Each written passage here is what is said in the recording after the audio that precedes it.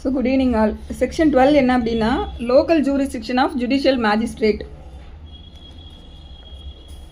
Judicial மேஜிஸ்ட்ரேட்டில் வந்து மேலே சீஃப் ஜுடிஷியல் மேஜிஸ்ட்ரேட், அப்புறம் first class second class judicial magistrates, then special judicial magistrates, இது எல்லாமே நம்ம போன இதில் பார்த்துருக்கோம். இப்போ இந்த ஜுடிஷியல் மேஜிஸ்ட்ரேட்ஸோட ஜூரிஸ்டிக்ஷன் என்ன அப்படிங்கிறது செக்ஷன் 12 சொல்லியிருக்காங்க. செக்ஷன் 12 நான் இப்போ ரீட் பண்ணுறேன். Subject to the control of the High Court, the Chief Judicial Magistrate may, from time to time, define the local limits of the area within which the magistrate appointed under Section 9 or under Section 11 may exercise all or any of the power with which they may respectively be invested under this Sankida. So, இவங்க வந்து ஹைகோர்ட்டோட கண்ட்ரோலுக்கு கீழே இவங்களோட limit என்ன அப்படிங்கிறதெல்லாம் இவங்களோட limit என்ன அப்படிங்கிறது செக்ஷன் 9 அண்ட் செக்ஷன் 11 பொறுத்த வரைக்கும். 9-11ங்கிறது வேற ஒன்றுமே இல்லை, அந்த சீஃப் ஜுடிஷியல் மேஜிஸ்ட்ரேட்டு அதோட சேர்த்து அதுக்கு கீழே வரக்கூடிய மற்ற மேஜிஸ்ட்ரேட்ஸு, அப்புறம் 11 வந்து ஸ்பெஷல் ஜுடிஷியல் மேஜிஸ்ட்ரேட்டு. ஸோ இவங்க எல்லாருமே வந்து இவங்களோட லிமிட்ஸை வந்து ப்ரெஸ்கிரைப் பண்ணிக்கலாம் அப்படின்னு சொல்லக்கூடியது தான் ஃபஸ்ட்டு சப் கிளாஸ் 12 வந்து சொல்லியிருக்காங்க. ஸோ இது வந்து subject to the control of high court அப்படிங்கிறது முதல்ல சொல்கிறாங்க. அடுத்து provided that the court of special judicial magistrate may hold its sitting at any place within the local area for which it is established. So 11ல சொல்லியிருக்க special judicial மேஜிஸ்ட்ரேட்டை பொறுத்த வரைக்கும் ஏதாவது ஒரு பர்டிகுலர் கேஸு இல்லைனா பர்டிகுலர் கிளாஸஸ் ஆஃப் கேஸு அந்த மாதிரி ஏதாவது ஒரு லோக்கல் ஏரியாவுக்கு தான் நம்ம ஸ்பெஷல் ஜுடிஷியல் மேஜிஸ்ட்ரேட்டுன்றதையே நம்ம கொண்டு வரோம். ஸோ இப்போ பர்டிகுலராக ஒரு பர்டிகுலர் லோக்கல் ஏரியாவுக்குன்னு சொல்லி ஸ்பெஷல் ஜுடிஷியல் மேஜிஸ்ட்ரேட்டுன்னு ஒரு இதை வந்து கான்ஸ்டியூட் பண்ணியிருக்காங்கன்னா அவங்க அந்த இடத்துல ஃபங்க்ஷன் ஆகுவாங்க அப்படிங்கிறது தான் இந்த ப்ரொவைடரில் இருக்குது. தென் சப்கிளாஸ் 2ல except as otherwise provided by such definition, the jurisdiction and powers of every such magistrate shall extend throughout the district. So judicial மேஜிஸ்ட்ரேட்ஸை பொறுத்த வரைக்கும் அவங்களோட பவர்ஸ் வந்து அவங்க எந்த டிஸ்ட்ரிக்டில் வந்து ஜுடிஷியல் மேஜிஸ்ட்ரேட்ஸாக இருக்காங்களோ அந்த டிஸ்ட்ரிக்ட் ஃபுல்லாக அவங்களோட பவர்ஸ் வந்து எக்ஸ்டெண்ட் ஆகும் அப்படின்றது. Then subclass 3, where the local jurisdiction of a magistrate appointed under section 9 or section 11 extend to an area beyond the district in which he ordinarily holds court, any reference in this Sankida to the court of session or chief judicial magistrate shall, in relation to such magistrate, throughout the area within his local area, be construed unless the context otherwise requires as a reference to the court of session or chief judicial magistrate as the case may be, exercising jurisdiction in relation to the said district. இது வந்து என்ன சொல்கிறாங்க இதில் அப்படின்னா, suppose வந்து ஒரு magistrate இருக்காங்க இல்லையா, ஜுடிஷியல் மேஜிஸ்ட்ரேட்ஸு, இவங்களோட ஜூரிஸ்டிக்ஷன் வந்து அவங்களுக்குன்னு ஆக்சுவலி ஒரிஜினல் ஜூரிஸ்டிக்ஷன் ஒன்று இருக்கும். இப்போ ஏதோ ஒரு ஏரியாவில் இவங்களோட ஜூரிஸ்டிக்ஷன் வந்து இவங்களுக்கு ஆக்சுவலி அலாட் பண்ணப்பட்ட ஜூரிஸ்டிக்ஷனை தாண்டி எக்ஸ்டெண்ட் ஆகுது, பக்கத்து டிஸ்ட்ரிக்ட்டுக்கும் எக்ஸ்டெண்ட் ஆகுது. அப்படிங்கும்போது இப்போ இவருக்கு அலாட் ஆகிருக்கு, ஒரிஜினலாக இவருக்கு அலாட் ஆன அந்த ஜூரிஸ்டிக்ஷனை பொறுத்த வரைக்கும் அவங்களுக்கு மேலே ஒரு செஷன்ஸ் கோர்ட்டுக்கு கீழே அவர் வருவார். அதே போல் சீஃப் ஜுடிஷியல் மேஜிஸ்ட்ரேட்டை பொறுத்த வரைக்கும் அவரோட ஒரிஜினல் ஏரியாவுக்கு ஹோல்டாக இருக்குது எந்த ஏரியாவோ அதோட சீஃப் ஜுடிஷியல் மேஜிஸ்ட்ரேட் அந்த ஏரியாவுக்கு உள்ள செஷன்ஸ் கோர்ட்டுக்கு கீழே அவங்க வருவாங்க இல்லையா. இப்போ ஏதோ ஒரு இடத்துல இவரோட பவர் வந்து பக்கத்தில் எக்ஸீட் ஆகுது. அப்படிங்கும்போது இந்த எக்ஸீட் ஆகிற விஷயத்தை பொறுத்த வரைக்கும் செஷன்ஸ் கோர்ட் எது, சீஃப் ஜுடிஷியல் மேஜிஸ்ட்ரேட் இவரை பொறுத்த வரைக்கும் யார் வருவாங்க அப்படின்ற ஒரு கான்ஃப்ளிக்ட் வரும்போது அதுக்கு பதில் சொல்கிறது தான் இந்த ப்ரொவிஷன். ஸோ அந்த மாதிரி ஒரு சிச்சுவேஷன் வரும்போது ஒரிஜினலாக இவர் எந்த டிஸ்ட்ரிக்ட்டுக்கு வந்து அப்பாயிண்ட் பண்ணப்பட்டவராக இருக்காரோ அந்த டிஸ்ட்ரிக்டில் வரக்கூடிய செஷன்ஸ் கோர்ட்டு அந்த டிஸ்ட்ரிக்டில் வர சீஃப் ஜுடிஷியல் மேஜிஸ்ட்ரேட்டுன்னு சொல்லி ரெஃபரன்ஸ் வந்து நம்ம எடுத்துக்கிடணும் அப்படின்னு சொல்லி இந்த சப் கிளாஸ் 3ல சொல்கிறாங்க. ஸோ விஷயம் ரொம்ப சிம்பிள் தான், இதுதான் இதில் சொல்லியிருக்காங்க sub class 3. Then section 13,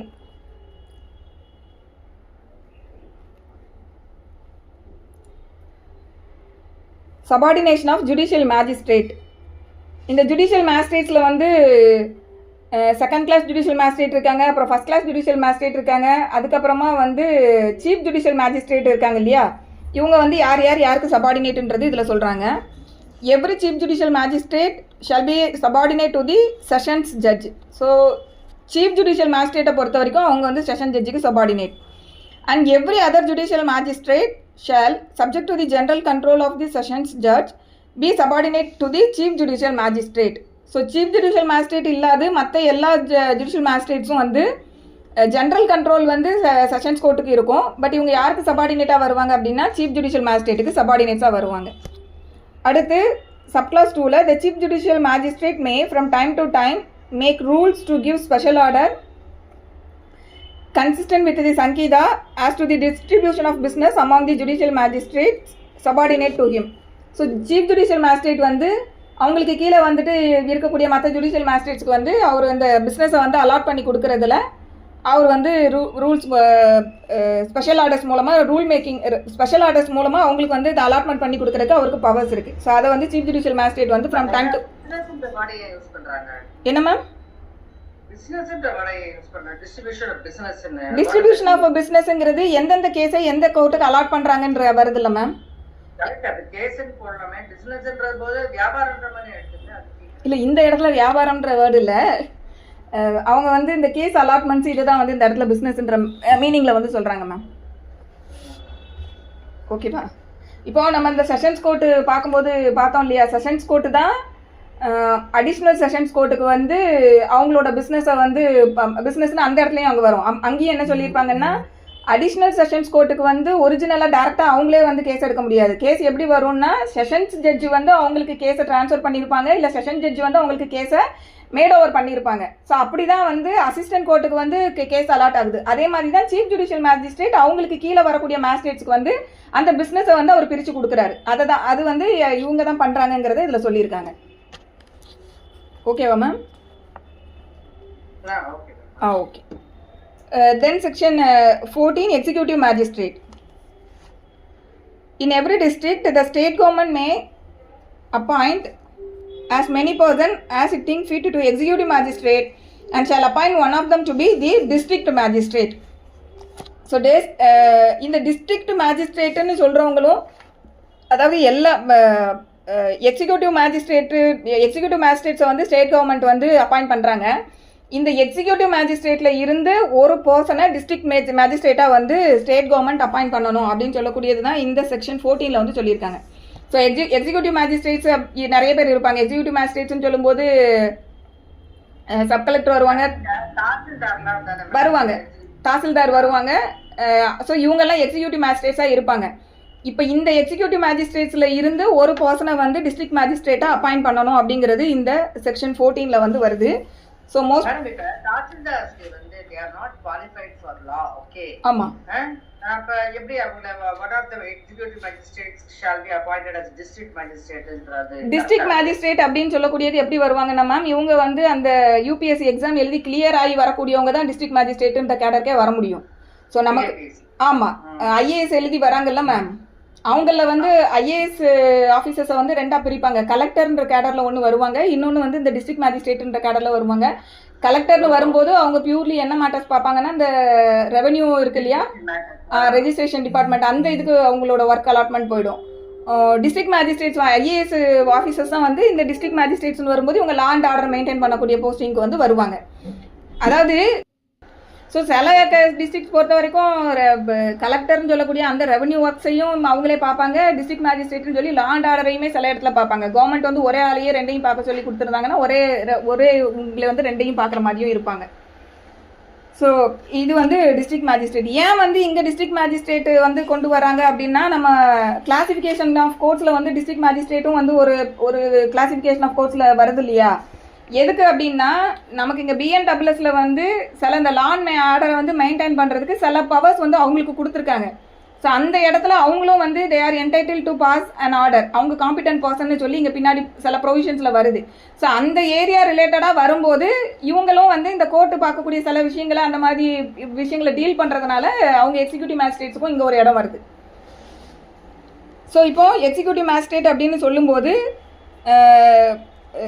district magistrate executive மேஜிஸ்ட்ரேட்ஸ்னு சொல்லும்போது எக்ஸிக்யூட்டிவ் மேஜிஸ்ட்ரேட்ஸில் இருந்து ஒரு பர்சனை எடுத்து டிஸ்ட்ரிக்ட் மேஜிஸ்ட்ரேட்டாக அப்பாயிண்ட் பண்ணணும். அப்படிங்கும்போது நம்ம all murders are culpable homicide but not all culpable homicide are not மர்டர்னு சொல்லி வைஸ் வர்சாவாக பார்ப்போம்ல, அதே மாதிரி தான் இங்கே all district magistrates are executive magistrate, ஆனால் all executive magistrates are not district magistrates. அவ்வளோதான்.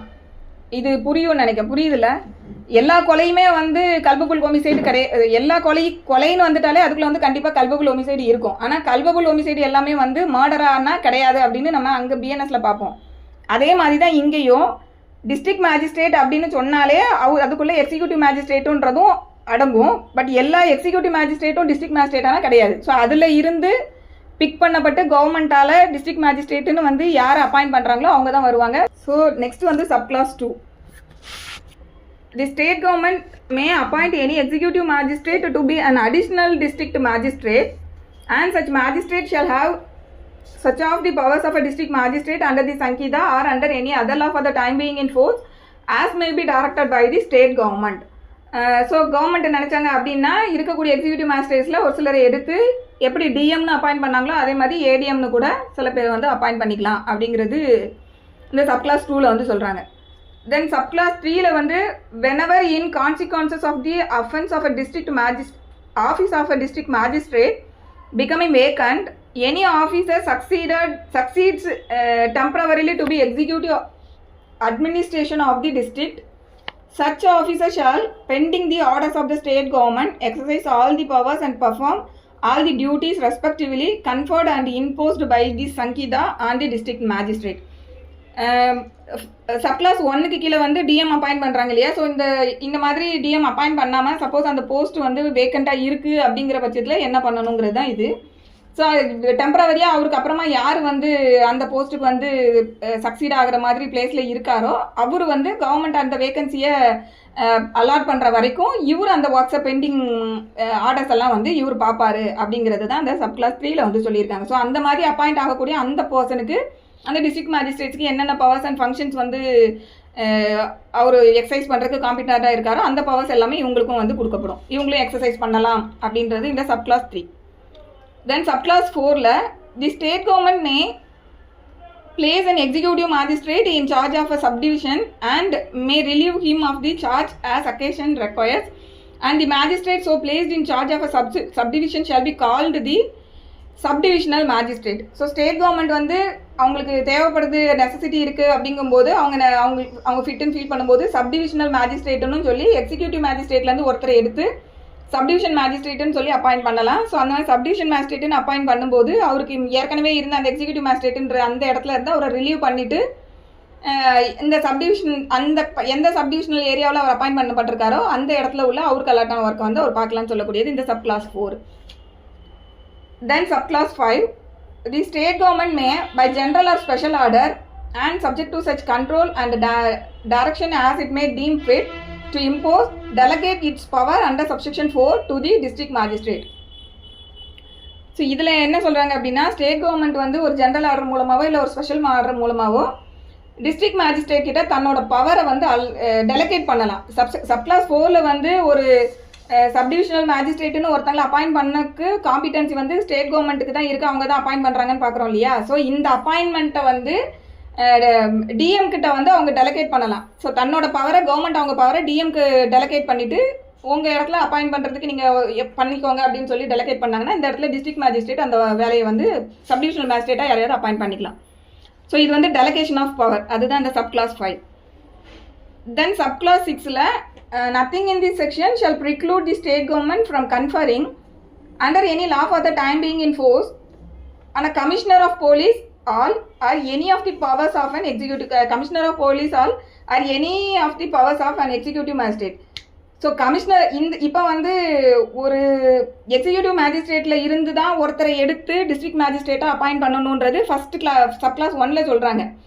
ஸோ அப்படி சொல்லிட்டதுனாலேயே கவர்மெண்ட் வந்து ஒரு கமிஷனர் ஆஃப் போலீஸை வந்து இந்த இடத்துல எக்ஸிக்யூட்டிவ் மேஜிஸ்ட்ரேட்டுக்குள்ள பவரை ஒரு கமிஷனருக்கு கன்ஃபர் பண்ணுறதுக்கு முடியாதான்னா அப்படி கிடையாது. ஸோ கவர்மெண்ட் நினைச்சாங்க அப்படின்னா கவர்மெண்ட் என்ன பண்ணலாம், ஸ்டேட் கவர்மெண்ட் என்ன பண்ணலாம் அப்படின்னா கமிஷனர் ஆஃப் போலீஸ்க்கு வந்து இந்த எக்ஸிக்யூட்டிவ் மேஜிஸ்ட்ரேட்டுக்கு இருக்கக்கூடிய எல்லா பவர்ஸையும் வந்து கன்ஃபர் பண்ணலாம் அப்படின்னு சொல்லக்கூடியதான் இந்த subclass 6.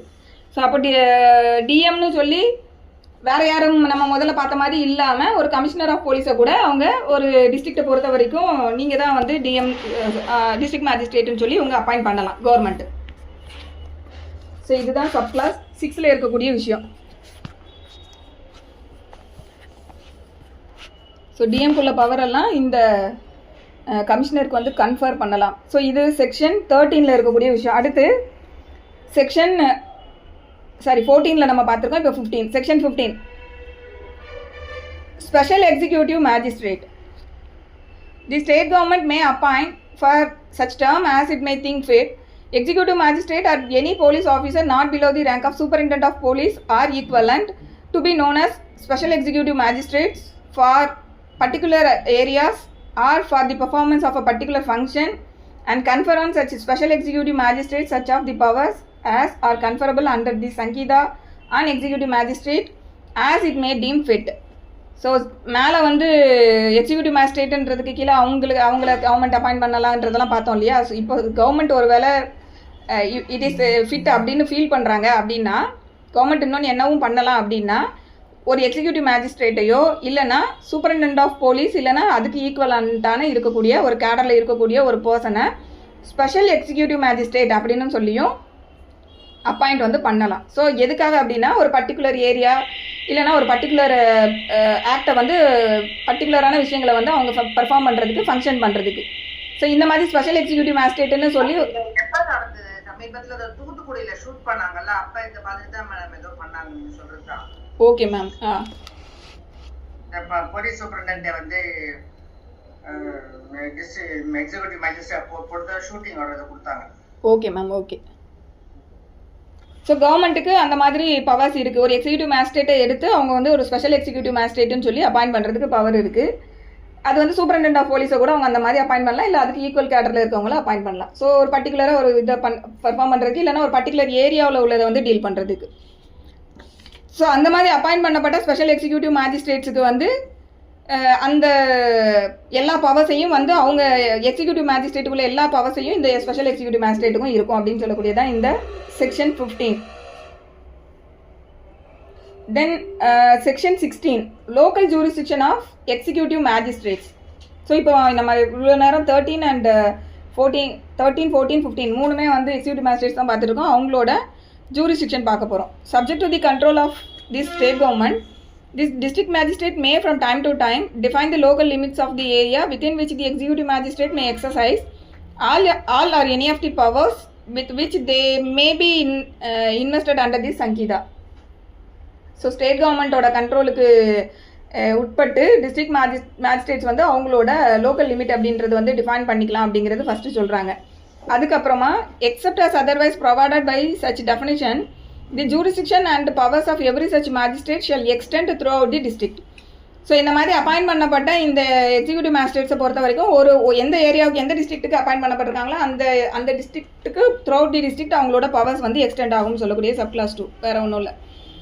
Then section 17 subordination of executive magistrates. எப்படி நம்ம வந்து ஜுடிஷியல் மேஜிஸ்ட்ரேட்ஸ் வந்து சபார்டினேஷன் பிரித்தோமோ அதே மாதிரி தான் இங்கேயும். All executive magistrates shall be subordinated to the district magistrate and every executive first என்ன சொல்கிறாங்கன்னா எல்லா எக்ஸிக்யூட்டிவ் மேஜிஸ்ட்ரேட்ஸுமே யாருக்கு சபார்டினேட்டுனா டிஎம்க்கு வந்து சபார்டினேட், டிஸ்ட்ரிக்ட் மேஜிஸ்ட்ரேட்டுக்கு subordinate. And every executive magistrate other then the subdivisional magistrate exercising power in a subdivision shall also be subordinate to the subdivisional magistrate subject to the general control of the district magistrate. So ஒரு subdivisional ஏரியாவில் இருக்கக்கூடிய அந்த சப்டிவிஷனுக்கு கீழே வரக்கூடிய எல்லா executive மேஜிஸ்ட்ரேட்ஸும் யாருக்கு subordinate அப்படின்னு பார்த்தோம்னா அந்த சப்டிவிஷனல் மேஜிஸ்ட்ரேட்டுன்னு சொல்லி ஒருத்தங்களை அப்பாயிண்ட் பண்ணியிருக்காங்க இல்லையா, அந்த சப்டிவிஷனல் மேஜிஸ்ட்ரேட்டுக்கு கீழே தான் அந்த சப்டிவிஷனில் அவருக்கு கீழே வரக்கூடிய எல்லா மேஜிஸ்ட்ரேட்டும் வந்து அவங்களுக்கு சபார்டினேட்டாக இருப்பாங்க. பட் இவங்க எல்லாருமே ஜென்ரல் கண்ட்ரோல் யாரோட கண்ட்ரோலில் இருப்பாங்கன்னா டிஸ்ட்ரிக்ட் மேஜிஸ்ட்ரேட்டுக்கு வந்து ஜென்ரல் கண்ட்ரோலில் இருப்பாங்க. Then subclass 2ல the district magistrate may from time to time make rules or give special order consistent with the Sanhita as to the distribution or allocation of business among the executive magistrates subordinate to him. So DM வந்து இவங்களோட business allotment எல்லாமே வந்து district magistrate தான் வந்து distribute பண்ணி கொடுக்குறாரு. So அதுக்கு தகுந்த மாதிரி அவங்க ஒர்க் பண்ணுவாங்க. ஸோ இது வந்து section 17. Then Section 18 Public prosecutor is appointment, functions, duty and obligation.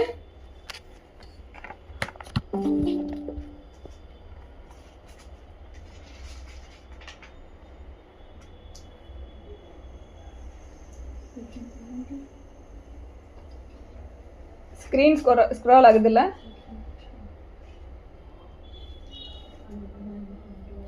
Okay. So section 18 வந்து பப்ளிக் ப்ராசிக்யூட்டர்ஸ் வந்து பார்க்கக்கூடியது.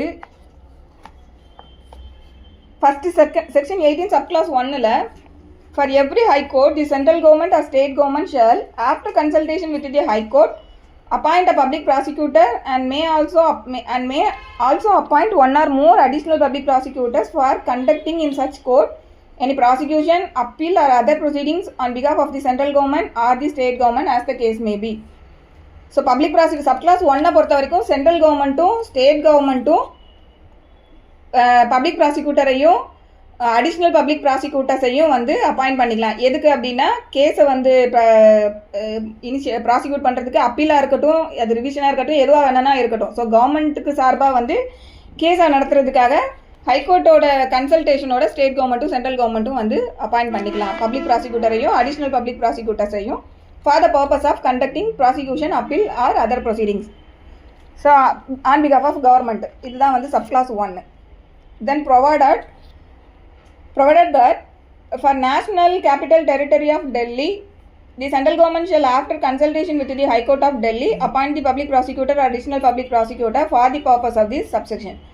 ஸோ நேஷ்னல் கேபிட்டல் டெரிட்டரி டெல்லியை பொறுத்த வரைக்கும் சென்ட்ரல் கவர்மெண்ட் வந்து அப்பாயிண்ட் பண்ணிக்கலாம். டெல்லியில் அவங்க வந்து டெல்லியில் வந்து ஹைகோர்ட் ஆஃப் டெல்லி கிட்ட வந்து கன்சல்டேஷன் பண்ணிவிட்டு அங்கே அவங்க அப்பாயிண்ட் பண்ணிக்கலாம் public prosecutor as well as additional public prosecutors. Then subclass 2, the central government may appoint one or more public prosecutor for the purpose of conducting any cases in any district or local area. So subclause 1 பொறுத்த வரைக்கும் எக்ஸ்க்ளூசிவாக வந்து state கவர்மெண்ட்டும் central கவர்மெண்ட்டும் ஹைகோர்ட்டில் வந்து PP and ABP additional பிபிஐயும் வந்து appoint பண்ணுறதை வந்து 18ல் ஃபஸ்ட்டு சப்கிளாஸ் 1.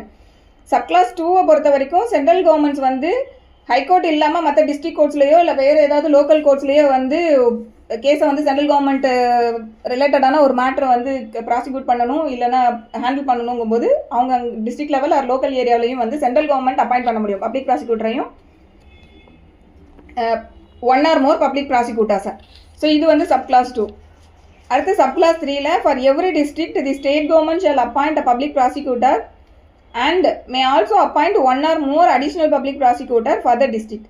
ஸோ அந்தந்த டிஸ்ட்ரிக்ட்டுக்குள்ளே அந்தந்த ஸ்டேட் கவர்மெண்ட்ஸ் வந்து டிஸ்ட்ரிக்ட் லெவலில் கேஸை நடத்துறதுக்கு வந்து பப்ளிக் ப்ராசிக்யூட்டர்ஸையும் அடிஷ்னல் பப்ளிக் ப்ராசிக்யூட்டர்ஸையும் ஸ்டேட் அப்பாயிண்ட் பண்ணுவாங்க. அதனால தான் ஸோ இந்த டிஸ்ட்ரிக்ட் லெவலை பொறுத்த வரைக்கும் ஸ்டேட் கவர்மெண்ட் தான் வந்து இன் ஜென்ரல் அவங்க தான் அப்பாயிண்ட் பண்ணுவாங்க. பட் அது வந்து சென்ட்ரல் கவர்மெண்ட் டீல் பண்ணக்கூடிய ஒரு விஷயமா இருக்கும்போது சென்ட்ரல் கவர்மெண்ட் நினச்சாங்கன்னா அவங்க தனியாக வந்து அந்த டிஸ்ட்ரிக்ட் கோர்ட்டு இல்லை வேறு ஏதாவது லோக்கல் ஏரியாவில் வந்து அவங்க தனியாக பப்ளிக் ப்ராசிக்யூட்டர்ஸ் வந்து அப்பாயிண்ட் பண்ணிக்கலாம். அதுதான் வந்து subclause 2 and subclause 3ல.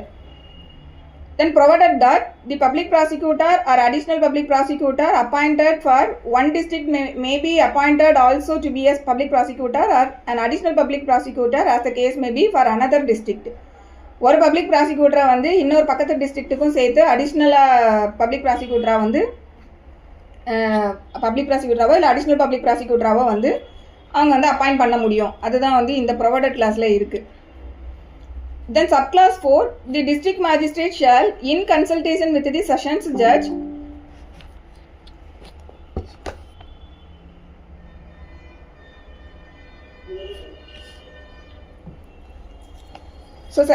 subclass 4, the district magistrate shall, in consultation with the session judge, prepare a panel of names of persons who are in his opinion fit to be appointed as public prosecutor or additional public prosecutor for the district.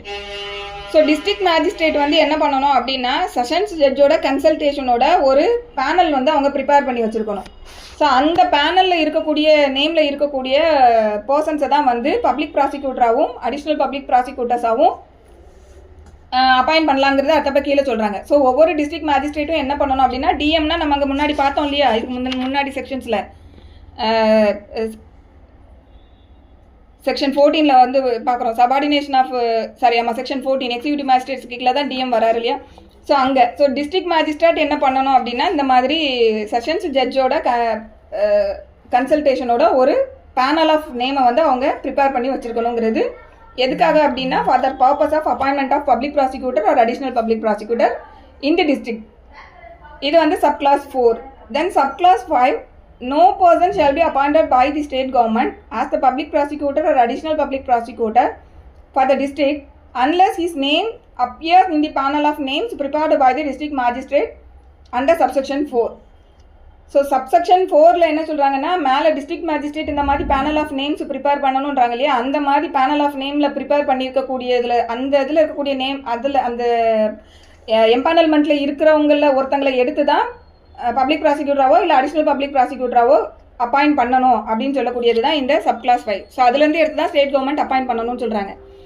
So அதுக்கு எக்ஸப்ஷனாக அதுக்கப்புறம் கீழே சொல்லுவாங்க. So இதை வந்து ஒவ்வொன்றா கீழே கீழே வரும்போது மேலே உள்ளதுக்கு எக்ஸப்ஷனாக இருக்கிற மாதிரி இருக்கும். தென் சப்கிளாஸ் 6ல் என்ன சொல்கிறாங்கன்னா, notwithstanding anything in subsection 5 where in a state there exists a regular cadre of prosecuting officers, the state government shall appoint a public prosecutor or additional public prosecutor only from among the persons constituting such cadre. So அப்போது subclass 6 வந்து 5க்கு மேலே prevail ஆகும் அப்படிங்காங்க. அந்த state கவர்மெண்ட்டில் வந்து regular cadre of prosecuting officers அப்படின்னு சொல்லி அந்த ஒரு கேடர் ஆஃப் ப்ராசிக்யூட்டிங் ஆஃபீஸர்ஸ் இருக்கும்போது ஸ்டேட் கவர்மெண்ட்டு அதில் இருந்து தான் பப்ளிக் ப்ராசிக்யூட்டரையும் அடிஷ்னல் பப்ளிக் ப்ராசிக்யூட்டர்ஸையும் வந்து அப்பாயிண்ட் பண்ணணும் அப்படின்னு சொல்லக்கூடியது இந்த சப்கிளாஸ் 6. ஸோ அப்போ இதுதான் ஃபஸ்ட்டு ப்ரையாரிட்டி. இது இல்லைனா தான் அதுக்கப்புறம் மேலே உள்ளதெல்லாம் வந்து நம்ம பார்க்கணும். அதனால தான் nothing anything contained in subclause 5ன்னு சொல்லிட்டாங்க. அப்போ சப்கிளாஸ் 5ல் என்ன சொன்னாலும் அதை பற்றி நமக்கு கவலை இல்லை. அதுக்கு மேலே இந்த சப்கிளாஸ் 6 வந்து செயல்படும் அப்படிங்கிறது தான் இந்த இது. அடுத்து இதில் ஒரு ப்ரொவைடட் கிளாஸ் இருக்குது. Provided that where in the opinion of the state government no suitable person is available in such cadre for such appointment, the government may appoint a person as public prosecutor or additional public prosecutor, as the case may be, from the panel of names prepared by the district magistrate under subsection 4. So அப்போ முதல்ல எதுலேருந்து appoint பண்ணணும் அப்படின்னா, இந்த கேடரில் இருக்கக்கூடியவங்கள தான் first priority. அதில் இருக்கவங்கள தான் அப்பாயிண்ட் பண்ணணும், பப்ளிக் ப்ராசிக்யூட்டராகவும் அடிஷ்னல் பப்ளிக் ப்ராசிக்யூட்டராகவும். ஸோ அந்த மாதிரி கேடரில் வந்து சூட்டபிள் பர்சன் அதில் இல்லை அப்படிங்கும்போது தான் திருப்பி வந்து டிஎம் ஒரு ப்ரிப்பரேஷன் வந்து செஷன்ஸ் ஜட்ஜோட கன்சல்டேஷனில் ஒன்று ப்ரிப்பேர் பண்ணி வச்சிருக்காரு இல்லையா, ஸோ அந்த எம்பேனல்மெண்ட்டில் இருந்து அட்வொகேட்டை வந்து அப்பாயிண்ட் பண்ண முடியும் அப்படிங்கிறது தான் இந்த ப்ரொவைடட் கிளாஸில் இருக்குது. தென் எக்ஸ்பிளனேஷன். இதில் வந்து ரெகுலர் கேடர் ஆஃப் ப்ராசிக்யூட்டிங் ஆஃபீஸர்ஸ்னு ஒரு வேர்டு யூஸ் பண்ணுறாங்க, அதே போல் ப்ராசிக்யூட்டிங் ஆஃபீஸர்னு ஒரு வேர்டு யூஸ் பண்ணுறாங்க. இந்த ரெண்டுக்கும் என்ன எக்ஸ்பிளனேஷன்றது இந்த சப்கிளாஸஸில் எக்ஸ்பிளனேஷனில் கொடுத்துருக்காங்க. Regular cadre of for the purpose of this section. So இந்த செக்ஷனை பொறுத்த வரைக்கும் இந்த எக்ஸ்பிளனேஷன். ஸோ இதை எல்லாத்துக்கும் ஜென்ரலாக எடுத்துகிட்டு போய் நம்ம அப்ளை பண்ண முடியாது. இந்த ப்ரொவிஷனை பொறுத்த வரைக்கும் இந்த எக்ஸ்பிளனேஷன் அதான் சொல்கிறாங்க. For the purposes of the section, regular cadre of prosecuting officer means a cadre of prosecuting officers which includes therein the post of public prosecutor by whatever name called and which provides for the promotion of assistant public prosecutors by whatever name called to that post அப்படின்னு சொல்கிறாங்க. So regular cadre of public prosecutors அப்படிங்கிறது வேறு ஒன்றுமே கிடையாது. அது வந்து அதில் என்னெல்லாம் யாரெல்லாம் இன்க்ளூட் ஆகிருப்பாங்க அப்படின்னு பார்த்தோன்னா, பப்ளிக் ப்ராசிக்யூட்டர். இந்த பப்ளிக் ப்ராசிக்யூட்டருங்கும் போது அவங்க வேறு எந்த ஒரு பேர் சொல்லி அழைக்கப்பட்டாலும் சரி அப்படிங்காங்க. இப்போ பப்ளிக் ப்ராசிக்யூட்டருங்கும் போது அவங்க அடிஷ்னல் பப்ளிக் ப்ராசிக்யூட்டராக கூட இருக்கலாம். அதுக்குள்ளே தான் வந்து பப்ளிக் ப்ராசிக்யூட்டரும் அடிஷ்னல் பப்ளிக் ப்ராசிக்யூட்டருக்குள்ளே தான் அடிஷ்னல் பப்ளிக் ப்ராசிக்யூட்டரும் வராங்க. ஸோ எந்த பேரில் அவங்க அழைக்கப்பட்டாலும் சரி. So regular cadre of prosecuting officers அப்படிங்கிறது பப்ளிக் ப்ராசிக்யூட்டர் இல்லை அந்த வேறு ஏதாவது பேரில் அவங்க அழைக்கப்பட்டாலும் சரி. அதே போல் அசிஸ்டன்ட் பப்ளிக் ப்ராசிக்யூட்டர்ஸ்ன்னு சொல்லி இருக்காங்க இல்லையா, அவங்க அதுக்கப்புறம் ப்ரொமோட் ஆகி வருவாங்க இல்லையா. ஸோ அந்த ப்ரொமோஷனில் வரும்போது அவங்க எந்த பேரில் அழைக்கப்பட்டாலும் சரி, இவங்க எல்லாரும் சேர்ந்து இருக்கக்கூடிய ஒரு கேடருக்கு பேர் தான் என்னது, regular cadre of prosecuting officers அப்படிங்கிறது. ஸோ மொத்தத்தில் என்னன்னா சொல்லக்கூடிய அந்த நம்பர் வந்து எக்ஸாம் எழுதி வர எக்ஸாம். இப்போ ஏபிபினா ஒரு எக்ஸாம் இருக்குல்ல, பிபிக்கு ஏதாவது எக்ஸாம் இருக்கா? இல்லை இந்த ஏபிபி தான் ப்ரமோட் ஆகி பிபி வராரா? இல்லை, அசிஸ்டன்ட் பப்ளிக் ப்ராசிக்யூட்டருக்கு மட்டும்தான் மேம் கண்டிப்பாக மேண்டேட் எக்ஸாம் இருக்குது. அதுதான் அசிஸ்டன்ட் பப்ளிக் ப்ராசிக்யூட்டர் தான் ஏபிபி. நீங்கள் கேட்குறது அடிஷ்னல் பிபி கேட்குறீங்க. அதுதான் அதாவது பிபி அண்ட் அடிஷ்னல் பிபி இருக்காங்கல்ல மேம், இவங்க வந்து எக்ஸாம் எழுதி தான் வரணுன்றது அவசியம் கிடையாது. டேரெக்டாகவே வந்து கவர்மெண்ட்டே அப்பாயிண்ட் பண்ணலாம். அதாவது பிபி அண்ட் அடிஷ்னல் பிபி. ஆமாம், அது கவர்மெண்ட் அப்பாயிண்ட் பண்ணலாம். ஆமாம், but with the consultation of the high court அவங்க அதை பண்ணணும். அசிஸ்டன்ட் பப்ளிக் ப்ராசிக்யூட்டரை பொறுத்த வரைக்கும் அது எக்ஸாம் வச்சு இருப்பாங்க. ஸோ இந்த அசிஸ்டன்ட் பப்ளிக் ப்ராசிக்யூட்டர்ஸ் வந்து அதுக்கப்புறம் அவங்களுக்கு அந்த ப்ரெஸ்கிரைப்டு பீரியட் வரைக்கும் அவங்க குவாலிஃபை ஆகுறாங்க அப்படிங்கும்போது தென் அவங்க அந்த அசிஸ்டன்ட் பப்ளிக் ப்ராசிக்யூட்டர் அங்கேருந்து ப்ரொமோட்டும் ஆகலாம். அவங்க ஏபிபி அப்பாயிண்ட் ஆனவங்க அதுக்கப்புறம், ஏன்னா சில ஆக்ட்லலாம் வந்து ஸ்பெஷல் பிபியெல்லாம் அப்பாயிண்ட் ஆகணும் அப்படின்னா 10 இயர்ஸ் அவங்களுக்கு வந்து எக்ஸ்பீரியன்ஸ் இருக்கணும் அப்படின்லாம் சொல்லியிருப்பாங்க. இப்போ ஒரு அசிஸ்டன்ட் பப்ளிக் ப்ராசிக்யூட்டராக இருந்தவர் வந்து அவருக்கு இதோட ப்ராக்டிஸ் வந்து ஒரு 10 இயர்ஸ் முடியுது அப்படிங்கும்போது அந்த அசிஸ்டன்ட் பப்ளிக் ப்ராசிக்யூட்டரை எடுத்து இன்னொரு இதில் வந்து அவங்களை பிபியாவும் அவங்க அப்பாயிண்ட் பண்ணலாம். ஸோ இது அந்த மாதிரியும் வருவாங்க. But in general PP and additional பிபியை பொறுத்த வரைக்கும் அவங்க எக்ஸாம் எழுதி தான் வரணுன்றது கிடையாது. கவர்மெண்ட் டேரெக்டாக அப்பாயிண்ட் பண்ணலாம். அசிஸ்டன்ட் பப்ளிக் ப்ராசிக்யூட்டர்ஸ் குறிப்பிட்ட பீரியட் தான் 5 இயர்ஸ் அந்த மாதிரி தான். ஆமாம், இந்த கவர்மெண்ட் அப்பாயிண்ட் பண்ணுறாங்கல்ல மேம், அவங்கள பொறுத்த வரைக்கும் அந்தந்த கவர்மெண்ட் ரூலிங் கவர்மெண்ட் இருக்கும்போது தான் அவங்க அந்த போஸ்ட்டை ஹோல்டு பண்ணுவாங்க. அடுத்த ரூலிங் கவர்மெண்ட் வரும்போது அவங்க மாற்றிடுவாங்க. ஏன்னா கவர்மெண்ட் தானே அப்பாயிண்ட் பண்ணுது, ஸ்டேட் கவர்மெண்ட் மே அப்பாயிண்ட் தானே சொல்கிறாங்க. ஸோ ரூலிங் கவர்மெண்ட் அப்போ யார் இருக்காங்களோ அவங்க அப்பாயிண்ட் பண்ணுறாங்க. அசிஸ்டன்ட் பப்ளிக் ப்ராசிக்யூட்டர்ஸ் பொறுத்த வரைக்கும் அவங்க எக்ஸாம் எழுதி அது கவர்மெண்ட் போஸ்ட் மேம். அவங்க வந்து அப்படியே அது அவங்க எங்கே அவங்க மேஜிஸ்ட்ரேட் கோர்ட்ஸில் வந்து அப்பாயிண்ட் பண்ணப்படுவாங்க மேம். ஆமாம், இது வந்து இல்லை அது ஃபுல்லாக ப்ராசிக்யூஷன் பர்பஸ்க்கு தான் அவங்கள அப்பாயிண்ட் பண்ணுறாங்க. ஸோ கிரிமினல் கேஸு இது எப்படி பிரிக்காங்க அப்படின்னா ஹைகோர்ட் லெவலில், அதுக்கப்புறம் டிஸ்ட்ரிக்ட் கோர்ட் லெவலில், அதுக்கப்புறம் மேஜிஸ்ட்ரேட் கோர்ட் லெவலில் 3ஆக பிரிக்காங்க. ஹைகோர்ட் லெவலில் பொறுத்த வரைக்கும் ஸ்டேட் கவர்மெண்ட் வந்து with the consultation of the high court வந்து பிபி அண்ட் அடிஷ்னல் பிபியை வந்து அப்பாயிண்ட் பண்ணிடலாம். அதே போல் டிஸ்ட்ரிக்ட் லெவலில் பொறுத்த வரைக்கும் என்ன பண்ணலாம்னா ஸ்டேட் கவர்மெண்ட் வந்து பிபி அண்ட் அடிஷ்னல் பிபியை வந்து ஸ்டேட் கவர்மெண்ட் வந்து அப்பாயிண்ட் பண்ணிடலாம். சப்போஸ் டிஸ்ட்ரிக்ட் லெவலில் வந்து சென்ட்ரல் கவர்மெண்ட் ஒருத்தங்களை அவங்க இதில் ஒரு அப்பாயிண்ட் பண்ணணும்னா சென்ட்ரல் கவர்மெண்ட்டும் வந்து டிஸ்ட்ரிக்ட் லெவல்லையும் அப்பாயிண்ட் பண்ணிக்கலாம். பட் மேஜிஸ்ட்ரேட் கோர்ட் லெவல் வரும்போது கம்ப்ளீட்டாக யார் தான் பார்ப்பாங்கன்னா இந்த அசிஸ்டன்ட் பப்ளிக் ப்ராசிக்யூட்டர்ஸ் தான் வருவாங்க. அது அடுத்தப்ப பின்னாடி வருது. என்ன மேம்? கவர்மெண்ட் ப்ளீடர்ஸுங்கும் போது அவங்க ஒவ்வொரு டிபார்ட்மெண்ட்லேயும் இப்போ நம்ம ஸ்டேட் கவர்மெண்ட்டுனே எடுத்துக்கிட்டோம்னா அதில் நிறைய வேரியஸ் பிரான்ச்சஸ் இருக்கும்ல, நிறைய டிபார்ட்மெண்ட்ஸ் இருக்கும். அதில் வந்து ப்ராசிக்யூஷன் நேச்சரில் இல்லாமல் சிவில் நேச்சரில் உள்ள கேசஸும் வரும் இல்லையா? ஸோ அந்த மாதிரி வரக்கூடியதுலலாம் வந்து அவங்க கவர்மெண்ட் ப்ளீடர்னு வருவாங்க. இப்போ உதாரணத்துக்கு வந்து டிரான்ஸ்போர்ட் ஆமாம் அவங்க நம்ம அதுதான் மேடம் கிரிமினல் லா தானே இப்போ பார்த்துட்டு இருக்கோம். ஓகேவா? சரி, ஓகே. இப்போ நம்ம டிரான்ஸ்போர்ட்டுக்கெலாம் நம்ம எடுத்துக்கிட்டோம்னா ஒரு ஜிபி அந்த டிபார்ட்மெண்ட்டுக்கு இருக்கு. அக்ஷயா மேம், உங்களோட மைக் கொஞ்சம் மியூட் பண்ணிக்கிறீங்களா? ஸோ இப்போ ரெகுலர் கேடர் ஆஃப் ப்ராசிக்யூட்டிங் ஆஃபீஸர்ஸ்னால் அதில் என்னன்றது இப்போ பார்த்துருக்கோம். அடுத்து ப்ராசிக்யூட்டிங் ஆஃபீஸர்னா என்ன அப்படிங்கிறது இந்த சப்கிளாஸ் பி எக்ஸ்பிளனேஷனில் இருக்குது. Prosecuting officers means a person by whatever name called appointed to perform the functions of a public prosecutor, special public prosecutor, additional public prosecutor or assistant public prosecutor under the Sangeetha. So prosecuting ஆஃபீஸர்ஸ்னால் இப்போ இதில் சொல்லப்பட்டிருக்காங்க இல்லையா, இவங்க தான் வந்துட்டு prosecuting officers. யாரெல்லாம் அப்படின்னா PP, additional PP, அதுக்கப்புறம் அசிஸ்டன்ட் பிபி, அதுக்கப்புறம் special public prosecutor, special BP.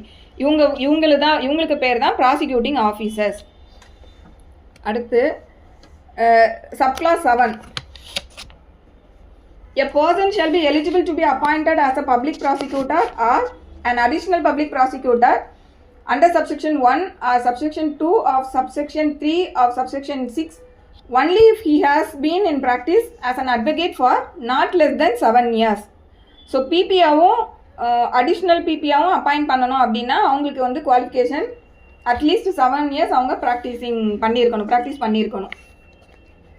Then not less than 7 years அவங்களுக்கு இருக்கணும். அதான் 7 years ப்ராக்டிஸ் இருக்கணும். அடுத்து subclause 8. The central government or the state government may appoint for the purpose of any case or classes of case a person who has been in practice as an advocate for not less than 10 years as a special public prosecutor. So public prosecutor and additional public ப்ராசிக்யூட்டராக appoint பண்ணணும்னா அவங்களுக்கு வந்து minimum 7 years experience இருக்கணும். இதே வந்து special public ப்ராசிக்யூட்டராக appoint பண்ணணும் அப்படின்னா கண்டிப்பாக உங்களுக்கு மினிமம் 10 years எக்ஸ்பீரியன்ஸ் வந்து இருக்கணும். ஸோ அந்த ஸ்பெஷல் பப்ளிக் ப்ராசிக்யூட்டர்ஸ்லாம் வந்து மோஸ்ட்லி வந்து ஸ்பெஷல் ஆக்டுக்கு கீழே வந்து கோர்ட்ஸ் கான்ஸ்டியூட் பண்ணுறாங்க இல்லையா? ஸோ அங்கெல்லாம் வந்து இவங்க வருவாங்க எல்லா ஸ்பெஷல் ஆக்ட்ஸ்லையும். ஈவன் இங்கேயுமே வந்து ஹைகோர்ட்லேயுமே சில ஸ்பெஷல் கேசஸ் எல்லாம் வந்து ஹேண்டில் பண்ணுறதுக்கும் ஸ்பெஷல் பப்ளிக் ப்ராசிக்யூட்டர்னு சொல்லி அப்பாயிண்ட் பண்ணுவாங்க. ஸோ மொத்தத்தில் ஸ்பெஷல் பப்ளிக் ப்ராசிக்யூட்டர்ன்ற கேடருக்கு கீழே ஒருத்தவங்க வரணும்னா 10 years மினிமம் எக்ஸ்பீரியன்ஸ் இருக்கணும். தென் அடுத்து provided that the government may permit the victim to engage an advocate of his choice to assist the prosecution under this subsection. So இப்போ இவ்வளோ நம்ம ஃபண்டமெண்டலாக என்ன அப்படின்னா அஃபென்ஸ்னாலே it will be treated as against the கவர்மெண்ட்டுக்கு அகெயின்ஸ்டாக தான் குற்றம் புரியப்படுதுங்கிறது தான் வந்து குற்றவியல் சட்டத்தை பொறுத்த வரைக்கும். எந்த குற்றம் நடந்தாலும் அது கவர்மெண்ட்டுக்கு அகெயின்ஸ்டான குற்றம், இண்டிவிஜுவலுக்கு அகெயின்ஸ்டானதுன்ற மாதிரி கருத மாட்டாங்க ஃபண்டமெண்டல் இல்லையா? அப்போ ஸ்டேட்டுக்கு அகைன்ஸ்டான குற்றம்னு நம்ம நினைக்கிறதுனால தான் ஸ்டேட்டே வந்து அவங்களுக்கு வந்து அந்த குற்றத்தை வந்து விசாரணைக்கான ப்ராசிக்யூஷன் ஏஜென்சின்றது கவர்மெண்ட்டே வராங்க. பட் இங்கே வந்து ஆக்சுவலி ரியல் விக்டிம் யாருன்னு பார்த்தோம்னா who is aggrieved by the அஃபென்ஸ்ன்றது தான் அவங்க தான் விக்டிமாக வருவாங்க. இந்த விக்டிம்க்கு வந்து ரோல் ரொம்பவே முன்னாடி கம்மியாக இருந்தது. பட் இப்போ நமக்கு பார்க்கும்போது நிறைய சேஞ்சஸ் வந்துச்சு. லாவே வந்து ரொம்ப விக்டிம் சென்ட்ரிக்காக இப்போ கொண்டு வந்திருக்காங்க. ஸோ அந்த மாதிரி கொண்டு வரப்பட்ட ஒரு ப்ரொவிஷன் தான் இந்த ப்ரொவைடரில் இருக்கிறது. வந்து விக்டிமை பொறுத்த வரைக்கும் அவங்க வந்து ஒரு அட்வொகேட்டை வந்து அவங்களோட சாய்ஸில் ப்ராசிக்யூஷனுக்கு அசிஸ்ட் தி ப்ராசிக்யூஷனுக்கு வந்து அப்பாயிண்ட் பண்ணிக்கலாம். So not for prosecution, only for assist the prosecution. So அது நம்ம ரொம்ப புரிஞ்சுக்கணும். ஸோ கேஸை வந்து எப்போவுமே நடத்த போகிறது ப்ராசிக்யூஷன் தான், கவர்மெண்ட் தான் நடத்த போகிறாங்க. ஸோ அவங்களுக்கு அசிஸ்ட் பண்ணுறதுக்காக அசிஸ்ட் தி ப்ராசிக்யூஷன் சொல்லி விக்டிம் நினச்சாங்கன்னா ஒரு அட்வொகேட்டை என்கரேஜ் பண்ணலாம். பட் இது வந்து purely discretionary power of the court தான். ஏன்னா அங்கே யூஸ் பண்ணியிருக்க வேர்ட் பார்த்தீங்கன்னா தி கோர்ட் மே பர்மிட் அப்படின்னு சொல்கிறாங்க, தி கோர்ட் ஷால் பர்மிட்னு சொல்லலை.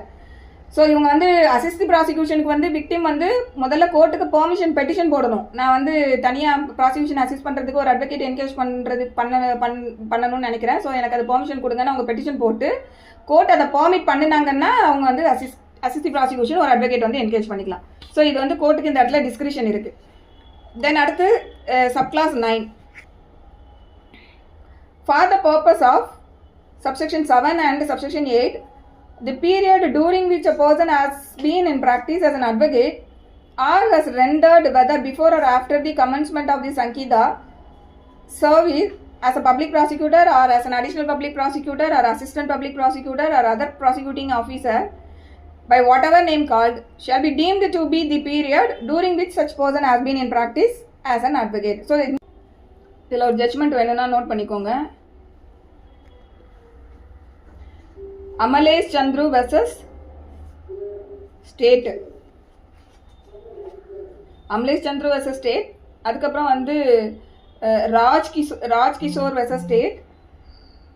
Raj Kishore Rabidas versus state. Madam எந்த செக்ஷன் மேடம்? செக்ஷன் 18 பார்த்துட்டு இருக்கோம் சார். பப்ளிக் ப்ராசிக்யூட்டர் பார்த்துட்டு இருக்கோம். செக்ஷன் 18 இதில் இந்த 18க்கு இந்த ஜட்ஜ்மெண்ட் வந்து வேணும்னா எக்ஸாமுக்கு ப்ரிப்பேர் பண்ணுறவங்க ரெஃபரன்ஸுக்கு வேணும்னா எடுத்துக்கோங்க. சொன்ன மாதிரி அமலேஷ் செகண்ட் கேஸ்ல மட்டும் இன்னொரு டைம் ரிப்பீட் பண்ணுங்க. Raj Kishore Rabidas RABIDAS versus state. Then Bhupal Mallaiah. இந்த பூபால் மல்லையா வந்து சைட்டேஷன் வந்து ரொம்ப ஓல்டு கேஸ். இது நான் ஆக்சுவலி 1959 உள்ளது. பட் இதிலலாம் அவங்க என்ன கோர்ட்டு ஹெல்ப் பண்ணுறாங்க அப்படின்றது மட்டும் புரிஞ்சுக்கோங்க.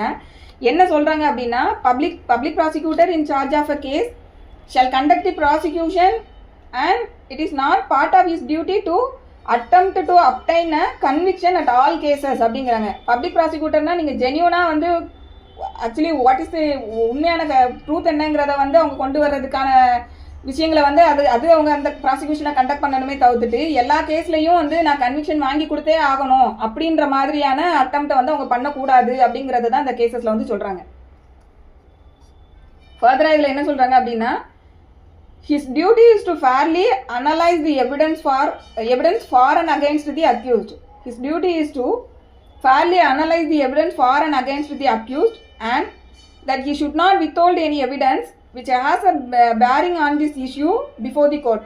ஸோ அக்யூஸ்டுக்கு சாதகமாக இருக்கிறது அக்யூஸ்டுக்கு எதிராக இருக்கக்கூடிய ரெண்டு எவிடன்ஸையுமே வந்து அவங்க ஃபேராக வந்து அனலைஸ் பண்ணணும். ப்ராசிக்யூட்டர்ஸ் வந்து ஃபேராக அனலைஸ் பண்ணணும். இருக்கக்கூடிய ஏதாவது ஒரு எவிடன்ஸை வந்து எடுத்து மறைச்சிலாம் வைக்கக்கூடாது, வித்ஹோல்டு பண்ணக்கூடாது.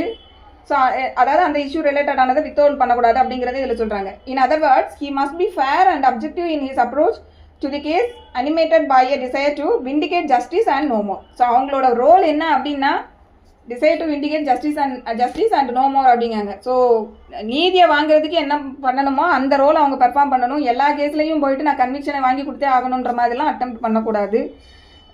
ஃபேர் அனலைஸ் வந்து இருக்கணும். எதில் அப்படின்னா அந்த எவிடன்ஸை வந்து அக்யூஸ்டுக்கு ஃபேர் அண்ட் அகேன்ஸ்டாக இருக்கக்கூடிய ரெண்டு பக்கத்துலையும் அவங்க பார்த்து கேஸ் நடத்தணுன்றது இதில் சொல்கிறாங்க. வேற எதுவும் இல்லை. Then now section 19. Assistant Public Prosecutor. இந்த அசிஸ்டன்ட் பப்ளிக் ப்ராசிக்யூட்டர்னு சொல்லக்கூடியவங்களும் அந்த ரெகுலர் கேடர் ஆஃப் ப்ராசிக்யூட்டிங் ஏஜென்சிக்கு கீழே வருவாங்க. அது நம்ம இப்போ 18ல் பார்த்துருக்கோம். பட் அசிஸ்டன்ட் பப்ளிக் ப்ராசிக்யூட்டரோட ரோல் எங்கே வருதுன்னா மேஜிஸ்ட்ரேட் கோர்ட்ஸில் தான் அவங்களோட ரோல் வரும். So subclause 1, the state government shall appoint in every district 1 or more assistant public prosecutors for conducting prosecutions in the courts of magistrates. So magistrates கோர்ட்ஸில் prosecution கேஸை வந்து கண்டக்ட் பண்ணுறதுக்காக state government assistant public prosecutor appoint பண்ணணும்.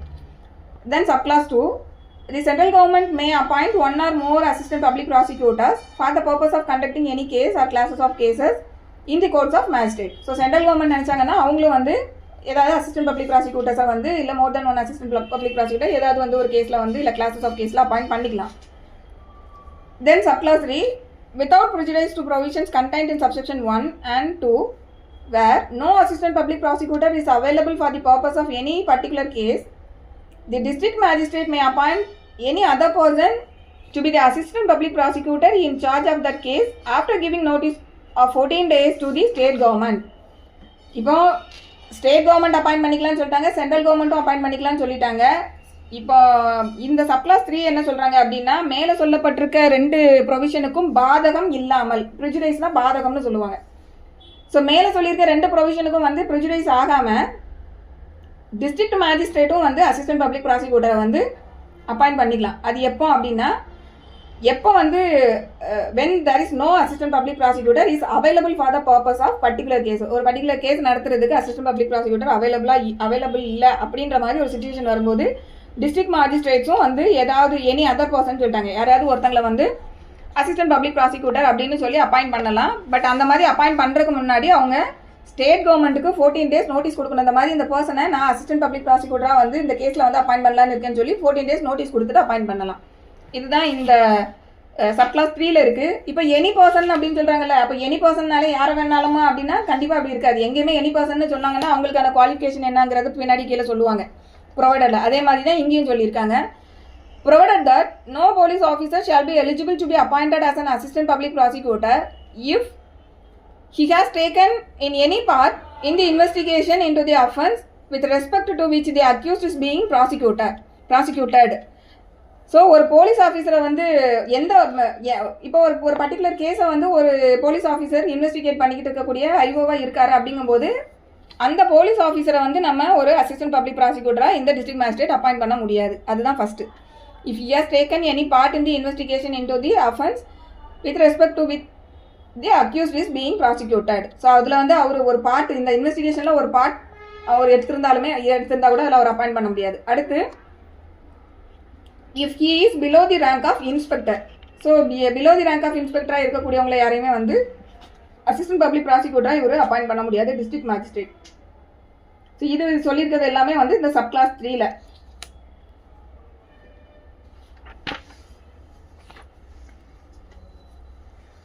So இது வந்து இதோட 19 முடிஞ்சிச்சு. Then section 20 directorate of prosecution. இப்போ நம்ம ப்ராசிக்யூஷன்னு சொல்லி ஒரு கேடர் ஆஃப் ப்ராசிக்யூட்டிங் ஆஃபீஸர்ஸ் இதெல்லாம் வந்து மெயின்டைன் பண்ணணும்னு சொல்லும்போது அதுக்கு தனியாக ஒரு டிபார்ட்மெண்ட் ஒன்று இருக்கும் இல்லையா, இந்த ப்ராசிக்யூஷன் இதை டீல் பண்ணக்கூடியது. அந்த டிபார்ட்மெண்ட்டு தான் இந்த டைரக்டரேட் ஆஃப் ப்ராசிக்யூஷன் அப்படின்னு சொல்லக்கூடியது. இது வந்து செக்ஷன் 20ல் இருக்குது. ஸோ இதில் ஃபஸ்ட்டு என்ன சொல்கிறாங்கன்னா the state government May establish. So state government தான் இந்த டைரக்டரேட் ஆஃப் ப்ராசிக்யூஷன்றதை வந்து எஸ்டாப்ளிஷ் பண்ணுறாங்க.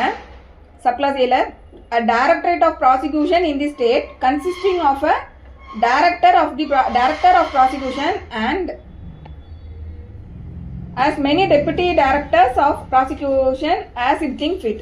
ஸோ ஸ்டேட் கவர்மெண்ட் வந்து என்ன பண்ணலாம் அப்படின்னா அந்தந்த ஸ்டேட்டை பொறுத்த வரைக்கும் இந்த டைரக்டர் ஆஃப் ப்ராசிக்யூஷன் அப்படின்ற அந்த டிபார்ட்மெண்ட்டுக்கு கீழே ஸ்டேட் கவர்மெண்ட் வந்து director of prosecution and deputy director of prosecution சொல்லி அப்பாயிண்ட் பண்ணி ஒரு ஸ்டேட்லையும் இந்த டைரக்டர் ஆஃப் ப்ராசிக்யூஷன்றது ஒன்று எஸ்டாப்ளிஷ் பண்ணணும். அது ஃபஸ்ட்டு. அடுத்து வந்து சப்கிளாஸ் பியில் district directorate of prosecution in every district consisting of as many deputy directors and assistant directors of prosecution as it think fit. So state லெவலை பொறுத்த வரைக்கும் ஸ்டேட் கவர்மெண்ட் வந்து ஒரு டைரக்டரேட் ஆஃப் ப்ராசிக்யூஷன் அப்படிங்கிறது முதல்ல ஒன்று ஓப்பன் பண்ணணும். அதில் யாரெல்லாம் இருப்பாங்க அப்படின்னா director of prosecution, deputy director of prosecutions அந்த மாதிரி அப்பாயிண்ட் பண்ணப்பட்டிருப்பாங்க. டிஸ்ட்ரிக்ட் லெவலை பொறுத்த வரைக்கும் டிஸ்ட்ரிக்ட் லெவல்லையும் வந்து டைரக்டரேட் ஆஃப் ப்ராசிக்யூஷன்றது வந்து ஸ்டேட் கவர்மெண்ட் எஸ்டாப்ளிஷ் பண்ணணும். ஸோ அதில் யார் வந்து இருப்பாங்க அப்படின்னா டிஸ்ட்ரிக்ட் லெவலை பொறுத்த வரைக்கும் deputy directors and assistant director of prosecutions வந்து அதில் அப்பாயிண்ட் பண்ணப்படுவாங்க டிஸ்ட்ரிக்ட் லெவலில், டெபுட்டி அண்ட் அசிஸ்டன்ட் டைரக்டர்ஸ். அடுத்து சப்கிளாஸ் 2ல் இவங்களோட எலிஜிபிலிட்டி என்னங்கிறது சொல்கிறாங்க. So a person shall be eligible to be appointed as a director of prosecution or a deputy director of prosecution if he has been in practice as an advocate not less than 15 years or has been a sessions judge. So நம்ம நீங்கள் மேலே கேட்டதுக்கான பதில் வந்து இங்கே கீழே வந்துருச்சு. So director of prosecution அப்படிங்கிறது வந்து யாரை தான் அப்பாயிண்ட் பண்ணப்படணும் அப்படின்னா இங்கே பதில் சொல்கிறாங்க. ஸோ நம்ம குழப்பவே வேண்டாம். ஸோ பதில் இங்கே இருக்குது. என்ன சொல்கிறாங்கன்னா, டைரக்டர் ஆஃப் ப்ராசிக்யூஷனுங்கிறது வந்து அண்ட் டெபுட்டி டைரக்டர் ஆஃப் ப்ராசிக்யூஷனுங்கிறது யார் வரலாம் அப்படின்னா advocate, practising advocate who is having practising experience not less then 15 years அப்படின்னு சொல்கிறாங்க. ஸோ 15 ஆண்டுகளுக்கு குறையாமல் எக்ஸ்பீரியன்ஸ் இருக்கிறவங்கள வந்து இதில் அப்பாயிண்ட் பண்ணலாம். ஸோ இப்போ அசிஸ்டன்ட் பப்ளிக் ப்ராசிக்யூட்டர்ஸும் ஆப்வியஸாக இதுக்குள்ள அப்போ இன்க்ளூட் ஆவாங்க மேம். ஏன்னா அவங்க வந்து ஏற்கனவே ஒரு 5 வருஷம் அட்வொகேட்டாக ப்ராக்டிஸ் பண்ணியிருப்பாங்க, அப்புறம் எக்ஸாம் எழுதி உள்ளே வந்திருப்பாங்க. உள்ளே வந்ததுக்கப்புறம் ஒரு 10 வருஷம் அசிஸ்டன்ட் பப்ளிக் ப்ராசிக்யூட்டராக ப்ராக்டிஸ் பண்ணிட்டாங்கன்னா 15 வருஷம் எக்ஸ்பீரியன்ஸ் அவங்களுக்கு வந்துடும். ஸோ அந்த மாதிரி இருக்கவங்களை கூட அப்பாயிண்ட் பண்ணலாம். ஸோ அவங்களுக்கு தேவை ஒரு அட்வொகேட்டாக அவங்களுக்கு 15 வருஷம் ப்ராக்டிஸ் பண்ணியிருக்கணும். ஸோ இந்த அட்வொகேட்டு ஃபார் 15 years அப்படிங்கிறது அவங்க ஏபிபின்ற அந்த போஸ்ட்டை ஹோல்ட் பண்ணக்கூடியதுமே வந்து அவங்க அட்வொகேட்டாக தான் ஸ்டில் தேர் ப்ராக்டிசிங். ஸோ அவங்கள தனியாக நம்ம அவங்க அட்வொகேட்டுன்ற கேரக்டரில் வரலன்னு எடுக்க முடியாது. ஸோ அவங்க ஏபிபியாக ஒரு 10 வருஷம் ப்ராக்டிஸ் பண்ணியிருக்காங்க, ஏற்கனவே அட்வொகேட்டாக ஏபிபி இல்லாமல் அட்வொகேட்டாக ஒரு அதுக்கு முன்னாடி ஒரு 5 வருஷம் ப்ராக்டிஸ் பண்ணிவிட்டு எக்ஸாம் எழுதி போயிருக்காங்கன்னா ஓவரால் அவங்களோட எக்ஸ்பீரியன்ஸ் வந்து 15 வருஷம். தென் அடுத்து or has been a sessions ஜட்ஜுன்னு சொல்கிறாங்க. ஸோ ஒரு செஷன்ஸ் ஜட்ஜாக இருந்த ஒரு ஜட்ஜை வந்து அப்பாயிண்ட் பண்ணலாம் director of prosecution and deputy director of ப்ராசிக்யூஷனுக்கு. தென் அடுத்து அசிஸ்டன்ட் டைரக்டரை பொறுத்த வரைக்கும் and assistant director of prosecution if he has been in practice as an advocate for not less than 7 years or has been a magistrate of the first class. Then subclass 3 பொறுத்த வரைக்கும் the directorate of prosecution shall be headed by the director of prosecution. The directorate of prosecution shall be headed by the director of prosecution who shall function under the administrative control of home department in the state. So இந்த prosecution டிபார்ட்மெண்ட்டோட இந்த directorate வந்து home டிபார்ட்மெண்ட்டுக்கு கீழே வந்து அவங்களோட administrative function பொறுத்த வரைக்கும் அவங்க ஹோம் டிபார்ட்மெண்ட்டுக்கு கீழே வராங்க. அடுத்து சப்கிளாஸ் 4ல் every deputy director of prosecution or assistant director of prosecution shall be subordinated to the director of prosecution and every assistant director of prosecution shall be subordinated to the deputy director of prosecution. So இங்கே first director of ப்ராசிக்யூஷனை பொறுத்த வரைக்கும் home டிபார்ட்மெண்ட்டுக்கு கீழே administrative control வந்து home டிபார்ட்மெண்ட்டுக்கு கீழே வராங்க. அதுக்கப்புறமா வந்து டெபுட்டி டைரக்டர் அண்ட் அசிஸ்டன்ட் டைரக்டரை பொறுத்த வரைக்கும் அவங்க யாருக்கு சபார்டினேட்டாக வராங்க அப்படின்னா டைரக்டர் ஆஃப் ப்ராசிக்யூஷனுக்கு சபார்டினேட்டாக வராங்க. அதுக்கப்புறமா அசிஸ்டன்ட் டைரக்டரை பொறுத்த வரைக்கும் அவங்க வந்து டெபுட்டி டைரக்டருக்கு வந்து சபார்டினேட்டாக வராங்க. வேறு ஒன்றுமே இல்லை, அடுத்தடுத்த ரேங்கில் உள்ளவங்க அதுக்கு மேலே உள்ளவங்களுக்கு சபார்டினேட்டாக வராங்க. அடுத்து subclass 5 every public prosecutor, additional public prosecutor and special public prosecutor appointed by the state government under subsection 1 and subsection 8 of section 18 to conduct cases in high court shall be subordinate to the director of prosecution. இப்போ வந்து high court வந்து மேலே நமக்கு வந்து PP and special BP இவங்களெல்லாம் and additional பிபிலாம் வந்து appoint பண்ணலாம் நம்ம பார்த்தோம் இல்லையா செக்ஷன் 18ல். ஸோ அந்த மாதிரி ஸ்டேட் கவர்மெண்ட் வந்து ஹைகோர்ட்டில் அப்பாயிண்ட் பண்ணக்கூடிய PP, additional PP and special PP இவங்கெல்லாம் வந்து யாருக்கு சபார்டினேட்டாக வருவாங்க அப்படின்னா டைரக்டரேட் ஆஃப் ப்ராசிக்யூஷனுக்கு சபார்டினேட்டாக இந்த கேடரில் உள்ள பப்ளிக் ப்ராசிக்யூட்டர்ஸ்லாம் வருவாங்க. அடுத்து subclause 6 every public prosecutor, additional public prosecutor and special public prosecutor appointed by the state government under subsection 3 subsection 8 of section 18 to conduct a case in district courts. So subclause 5ல் இருக்கிறது வந்து ஹைகோர்ட்ஸில் appoint பண்ணப்பட்டவங்களை பற்றி பேசுகிறாங்க. Subclass 6 பொறுத்த வரைக்கும் district கோர்ட்டில் appoint பண்ணப்பட்டவங்களை பற்றி பேசுகிறாங்க, வேறு ஒன்றும் இல்லை. So conduct a case in district courts and every assistant public prosecutor appointed under subsection 1 of section 19 shall be subordinated to the deputy director of prosecution or assistant director of prosecution. So district லெவலில் இருக்கக்கூடிய கோர்ட்டில் appoint பண்ணப்பட்ட இந்த PP, additional PP, special PP and APP இவங்க எல்லாருமே deputy டைரக்டருக்கு இல்லைனா assistant டைரக்டருக்கு வந்து சபார்டினேட்டாக வருவாங்க அப்படிங்கிறது இந்த சப்கிளாஸ் 6ல் இருக்குது. Then subclause 7 the powers and functions of the Director of Prosecution shall be to monitor cases in which offences are punishable for 10 years or more, or with life imprisonment, or with death, to expedite the proceeding and to give opinion on filing of appeal. இப்போ இதில் directorate of இந்த டைரக்டரேட்டுக்கு கீழே வரக்கூடியதில் first வந்து director of prosecution தான் வராங்க இல்லையா. So இந்த director of ப்ராசிக்யூஷனுக்கு வந்து இவரை பொறுத்த வரைக்கும் எந்தெந்த கேசஸ் எல்லாம் இவர் மானிட்டர் பண்ணுவார் அப்படின்னா, டெத் சென்டென்ஸ் கொடுக்கக்கூடிய கேசஸ், லைஃப் இம்ப்ரிசான்மெண்ட் கொடுக்கக்கூடிய கேசஸ், அதுக்கப்புறமா 10 years or more than 10 years இம்ப்ரிசான்மெண்ட்ஸ் கொடுக்கக்கூடிய கேசஸ், இது எல்லாத்தையுமே மானிட்டர் பண்ண வேண்டியது டைரக்டர் ஆஃப் ப்ராசிக்யூஷனோட வேலை. ஸோ இது எதுக்கு அப்படின்னா, to expedite the proceedings and give opinion on filing of appeal. So இது நடக்கக்கூடிய கேசஸை வந்து வேகமாக முடிக்கிறதுக்கான விஷயங்களில் இது பண்ண ஒப்பீனியன்ஸ் கொடுக்குறது. அதுக்கப்புறம் ஏதாவது ஒரு கேஸ் முடிஞ்சிருக்கு, அதில் அக்யூட்டலோ இல்லை கன்விக்ஷனோ, ஆக்சுவலி அக்யூட்டல் ஆகும்போது தான் ஸ்டேட் அப்பீல் போவாங்க இல்லையா. ஸோ அந்த மாதிரி கேசஸில் வந்து இல்லை சில கேசஸில் கன்விக்ட் ஆனாலுமே பனிஷ்மெண்ட் கம்மியாக இருக்குது, பனிஷ்மெண்ட்டை என்ஹான்ஸ் பண்ணணும்னு நினைக்கும் போதும் கவர்மெண்ட் வந்து அப்பீல் போகலான்னு சொல்லி ஒப்பீனியன் கொடுப்பாங்க. ஸோ அந்த மாதிரி கேசஸில் வந்து ஃபர்தர் அப்பீல் போகலாமான்ற ஒப்பீனியன் கொடுக்கறது வந்து இந்த நேச்சர் ஆஃப் பெனாலிட்டி இருக்கக்கூடிய அஃபென்ஸ் பொறுத்த வரைக்கும் டைரக்டர் ஆஃப் ப்ராசிக்யூஷன் தான் வந்து மானிட்டர் பண்ணணுன்றது subclause 7. Then subclause 8, the powers and functions of the deputy director of prosecution shall be to examine and scrutinize police report and monitor the cases in which offences are punishable for 7 years or more but less than 10 years for ensuring their expeditious disposal. அடுத்த கேடரில் வரக்கூடியது deputy director of prosecutor. இவரை பொறுத்த வரைக்கும் இவர் என்னெல்லாம் பண்ணலாம் அப்படின்னா,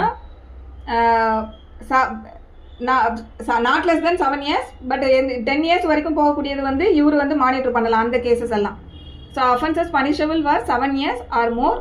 so 7 years or more போது 7 to 10 வரைக்கும், அதுக்கு மேலே உள்ளது அவர்கிட்ட போயிடுது. ஸோ 7 to 10 வரைக்கும் உள்ளதெல்லாம் வந்து இவர் பார்க்கலாம். அடுத்து ஸோ போலீஸ் ரிப்போர்ட்டை வந்து ஸ்க்ரூட்டினைஸ் பண்ணுறது, எக்ஸாமைன் பண்ணுறது, இது எல்லாமே இந்த நேச்சர் ஆஃப் கேசஸ் இவர் பார்க்குறாரு. Then subclause 9, the functions of the assistant director of prosecution shall be to monitor cases in which offences are punishable for less than 7 years. Less than 7 yearsல இருக்கக்கூடியது எல்லாமே assistant director வந்து பார்க்குறாரு. So அவ்வளோதான். Section 10 பொறுத்த வரைக்கும் திருப்பியும் மேலே சொன்ன எல்லாத்துக்கும் ஓவர் ரைடு பண்ணுற மாதிரி இந்த ப்ரொவிஷனில் மேலே இப்படி தனித்தனியாக பிரித்து கொடுத்துருந்தாலுமே இவங்க மாற்றி கூட பார்த்துக்கலாம் அப்படின்ற மாதிரி கீழே சொல்லியிருப்பாங்க. மாற்றியில் என்ன சொல்கிறாங்கன்னா, notwithstanding anything contained in subsection 7, 8 and 9, the director, deputy director or assistant director of prosecution shall have the powers to deal with and be responsible for all proceedings under the Sangeetha. So மேலே பிரித்து கொடுத்துருந்தாலுமே இவங்க எல்லாருமே அங்கே இருக்கக்கூடிய prosecution cases எல்லாத்துக்குமே இவங்க எல்லாருமே responsible. இது வந்து என்னோட ஜூரிஸ்டிக்ஷனுக்குள்ளே இந்த அஃபென்ஸ் வரல, அதனால நான் இதுக்கு பதில் சொல்ல முடியாதுலாம் சொல்ல முடியாது. மேலே அப்படி கிளாஸிஃபை பண்ணியிருந்தாலுமே இவங்க எல்லாருமே responsible for all cases, all proceedings. So இது வந்து subclause 10. Then subclause 11, the other powers and functions of the director of prosecution, deputy directors of prosecution and assistant directors of prosecution, and the areas for which each of the deputy directors of prosecution or assistant directors of prosecution have been appointed shall be such as the state government may by notification specify. So இப்போ இந்த prosecuting officers யாரை appoint பண்ணினாலும் அது வந்து state government நோட்டிஃபிகேஷனில் வந்து specify பண்ணி notification மூலமாக அப்பாயிண்ட் பண்ணப்படணும் அப்படிங்கிறது தான் இந்த subclause 11. Then subclause 12, the provisions of this section shall not apply to the advocate general for the state while performing the functions of a public prosecutor. So advocate general வந்து அவங்க எந்த கேசஸ்லனாலும் வந்து அவங்க வந்து அவங்களோட opinion வந்து கொடுக்கலாம். So அந்த மாதிரி இந்த அட்வொகேட் ஜெனரல் மட்டும் இந்த ப்ராசிக்யூட்டிங் ஏஜென்சின்னு சொல்லக்கூடிய நம்ம இவ்வளோ நேரம் பார்த்த இந்த கேடருக்கு கீழே அட்வொகேட் ஜெனரல் வந்து வரமாட்டார். ஈவன் தான் அவர் வந்து ஒரு கிரிமினல் கேஸில் வந்து ஒரு பப்ளிக் ப்ராசிக்யூட்டர் வேலையை வந்து ரோலை வந்து அவர் அதில் வந்து அந்த ஃபங்க்ஷனில் வந்து பெர்ஃபார்ம் பண்ணியிருந்தாலுமே அட்வொகேட் ஜெனரல் வந்து இந்த கேடருக்கு கீழே வரமாட்டார் அப்படின்னு சொல்லக்கூடியது இந்த சப் கிளாஸ் 12. ஏன்னா அது தனியாக கான்ஸ்டியூஷனல் போஸ்ட்டு, அது இந்தியன் கான்ஸ்டியூஷனில் அட்வொகேட் ஜெனரல் அங்கே வர்றாங்க. ஸோ அந்த போஸ்ட் கான்ஸ்டியூஷனல் போஸ்ட்டில் தான் அவங்க அதை ஹோல்ட் பண்ணியிருக்காங்க. ஸோ இந்த கேடருக்கு கீழே அவங்க வரமாட்டாங்க. அதுதான் வந்து இந்த சப் கிளாஸ் 12 வந்து சொல்லியிருக்கக்கூடிய விஷயம். ஸோ இதோட செக்ஷன் 20 கம்ப்ளீட் பண்ணிட்டோம். தென் section 21, courts by which offences are triable. இது ரொம்ப முக்கியமான section. Subject to the other provisions of the Sankida, subclass A. Any offence under the Bharatiya Nyaya Sankida 2023 may be tried by. சரி, நமக்கு வந்து பிஎன்எஸ்ல சொல்லியிருக்கக்கூடிய எல்லா அஃபென்ஸும் any offence under பிஎன்எஸ்ன்னு சொல்லிட்டாங்க. அதில் சொல்லியிருக்கக்கூடிய அஃபென்சஸ் எல்லாம் யார் தான் ட்ரை பண்ணணும்னு சொல்கிறாங்க? The high court or the court of session or any other court by which such offence is shown in the first schedule to be triable. So பிஎன்எஸ்ல சொல்லியிருக்கக்கூடிய எல்லா அஃபென்ஸையும் வந்து எந்த கோர்ட்ஸ் வந்து ட்ரை பண்ணலாம் அப்படின்னா high court or court of session or any other courts. Any other courts எங்கே சொல்லியிருக்காங்க? Judicial magistrates of first class வருவாங்க, judicial magistrates of second class வருவாங்க, இவங்கெல்லாம் வராங்க இல்லையா? ஸோ அப்போது இது வந்து எங்கே சொல்லப்பட்டிருக்கோம் அப்படின்னு நம்ம பார்த்தோம்னா ஷெட்யூலில் வந்து சொல்லியிருப்பாங்க. நம்ம வழக்கமாக சொல்லிகிட்டே வரோம்ல, பிஎன்டபிள்எஸில் வந்து ஷெட்யூல் இருக்குது. அந்த ஷெட்யூலில் தான் வந்து எந்தெந்த அஃபென்ஸ் பெயிலபிள், நான் பெயிலபிள், எந்தெந்த அஃபென்ஸ் வந்து காக்னிசபிள், நான் காக்னிசபிள், பனிஷ்மெண்ட் என்ன, அதுக்கப்புறம் எந்த கோர்ட் ட்ரைபல் பை விச் கோர்ட்டுங்கிறது அந்த ஷெட்யூலில் இருக்கும், ஃபஸ்ட்டு ஷெட்யூலில். ஸோ அதில் சொல்லியிருக்குது. ஸோ இந்த கோர்ட்ஸ் தான் வந்து இதை ட்ரை பண்ண முடியுன்றது ஃபஸ்ட் பார்ட்டு. அடுத்து provided that any offense under section 64, 65, 66, 67, 68, 69, 70 or 71 of the Bharatiya Nyaya Sankita 2023 shall be tried as far as practicable by a court presided over by a woman. இந்த 64, 65, 60, 67 இது எல்லாமே என்ன அப்படின்னு பார்த்தோம்னா அஃபென்ஸ் அகெயின்ஸ்ட் விமன். ஸோ இது எல்லாமே வந்து இந்த செக்ஷுவல் அஃபென்சஸ் ரிலேட்டடான ப்ரொவிஷன்ஸு. இந்த ப்ரொவிஷன்ஸுக்கு கீழே உள்ள அஃபென்ஸை ட்ரை பண்ணும்போது முடிஞ்ச வரைக்கும் ஆஸ் ஃபார் அஸ் ப்ராக்டிகபிள்னு சொல்கிறாங்க, முடிஞ்ச வரைக்கும் விமன் ஜட்ஜ் வந்து ப்ரொசைட் ஆகிற மாதிரி அவங்க வந்து ட்ரை பண்ணணும், விமன் ஜட்ஜ் வந்து ட்ரை பண்ணணும் அப்படிங்கிறது அடுத்ததில் சொல்கிறாங்க. அடுத்து any offence under any other law shall when any court is mentioned in this book of in such law be tried by such court and when no court is so mentioned may be tried by. இப்போ மேலே சொன்ன அந்த first பார்ட்டை பொறுத்த வரைக்கும் பிஎன்எஸ்ல இருக்கக்கூடிய அஃபென்ஸை பற்றி அதில் சொல்கிறாங்க. பிஎன்எஸ்ல இருக்கிறத இப்படி வந்து இந்தந்த கோர்ட்ஸு இதில் எக்ஸ்க்ளூசிவாக 64ல் இருக்கக்கூடிய அந்த அஃபென்ஸ் அகேன்ஸ்ட் விமனில் வரக்கூடியதெல்லாம் வந்து விமன் ஜட்ஜ் ப்ரெசைட் ஆகிற ஒரு கோர்ட் பார்க்கணுன்றது. இதில் வந்து சப்கிளாஸ் பியை பொறுத்த வரைக்கும் விமன் ப்ரொசீடிங் ஆஃபீஸர் அப்படிங்கும்போது அந்த அஃபென்ஸை எந்த கோர்ட்டு முதல்ல காக்னிசன்ஸ் ட்ரை பண்ண முடியுமோ அந்த கோர்ட்டு தான் பார்க்க முடியும். இப்போ செஷன்ஸ் கேஸு செஷன்ஸ் கோர்ட்டு பார்க்கக்கூடிய ஒரு அஃபென்ஸ், இப்போ இந்த விமன் ரிலேட்டடாலாம் மோஸ்ட்லி வந்து செஷன்ஸ் கோர்ட்டு பார்க்குற மாதிரி இருக்கும். ஸோ செஷன்ஸ் கோர்ட்டில் விமன் ஜட்ஜி இருக்கக்கூடிய ஒரு கோர்ட்டில் முடிஞ்ச வரைக்கும் அதை ட்ரை பண்ணுற மாதிரி பார்க்கணுன்றாங்க. ஸோ அதுதான் அந்த ப்ரொவைடர். சப்கிளாஸ் பியை பொறுத்த வரைக்கும் வேறு எந்த அஃபென்ஸாக இருந்தாலும் சரி, மேலே சொல்லியிருக்க பிஎன்எஸ் இல்லாத வேறு எந்த அஃபென்ஸாக இருந்தாலும் சரி, இல்லை வேறு ஸ்பெஷல் ஆக்டில் கவர் ஆகுறது இந்த மாதிரிலாம் வரும் இல்லையா, அதெல்லாம் any offences under any other law shall when any court is mentioned in this book of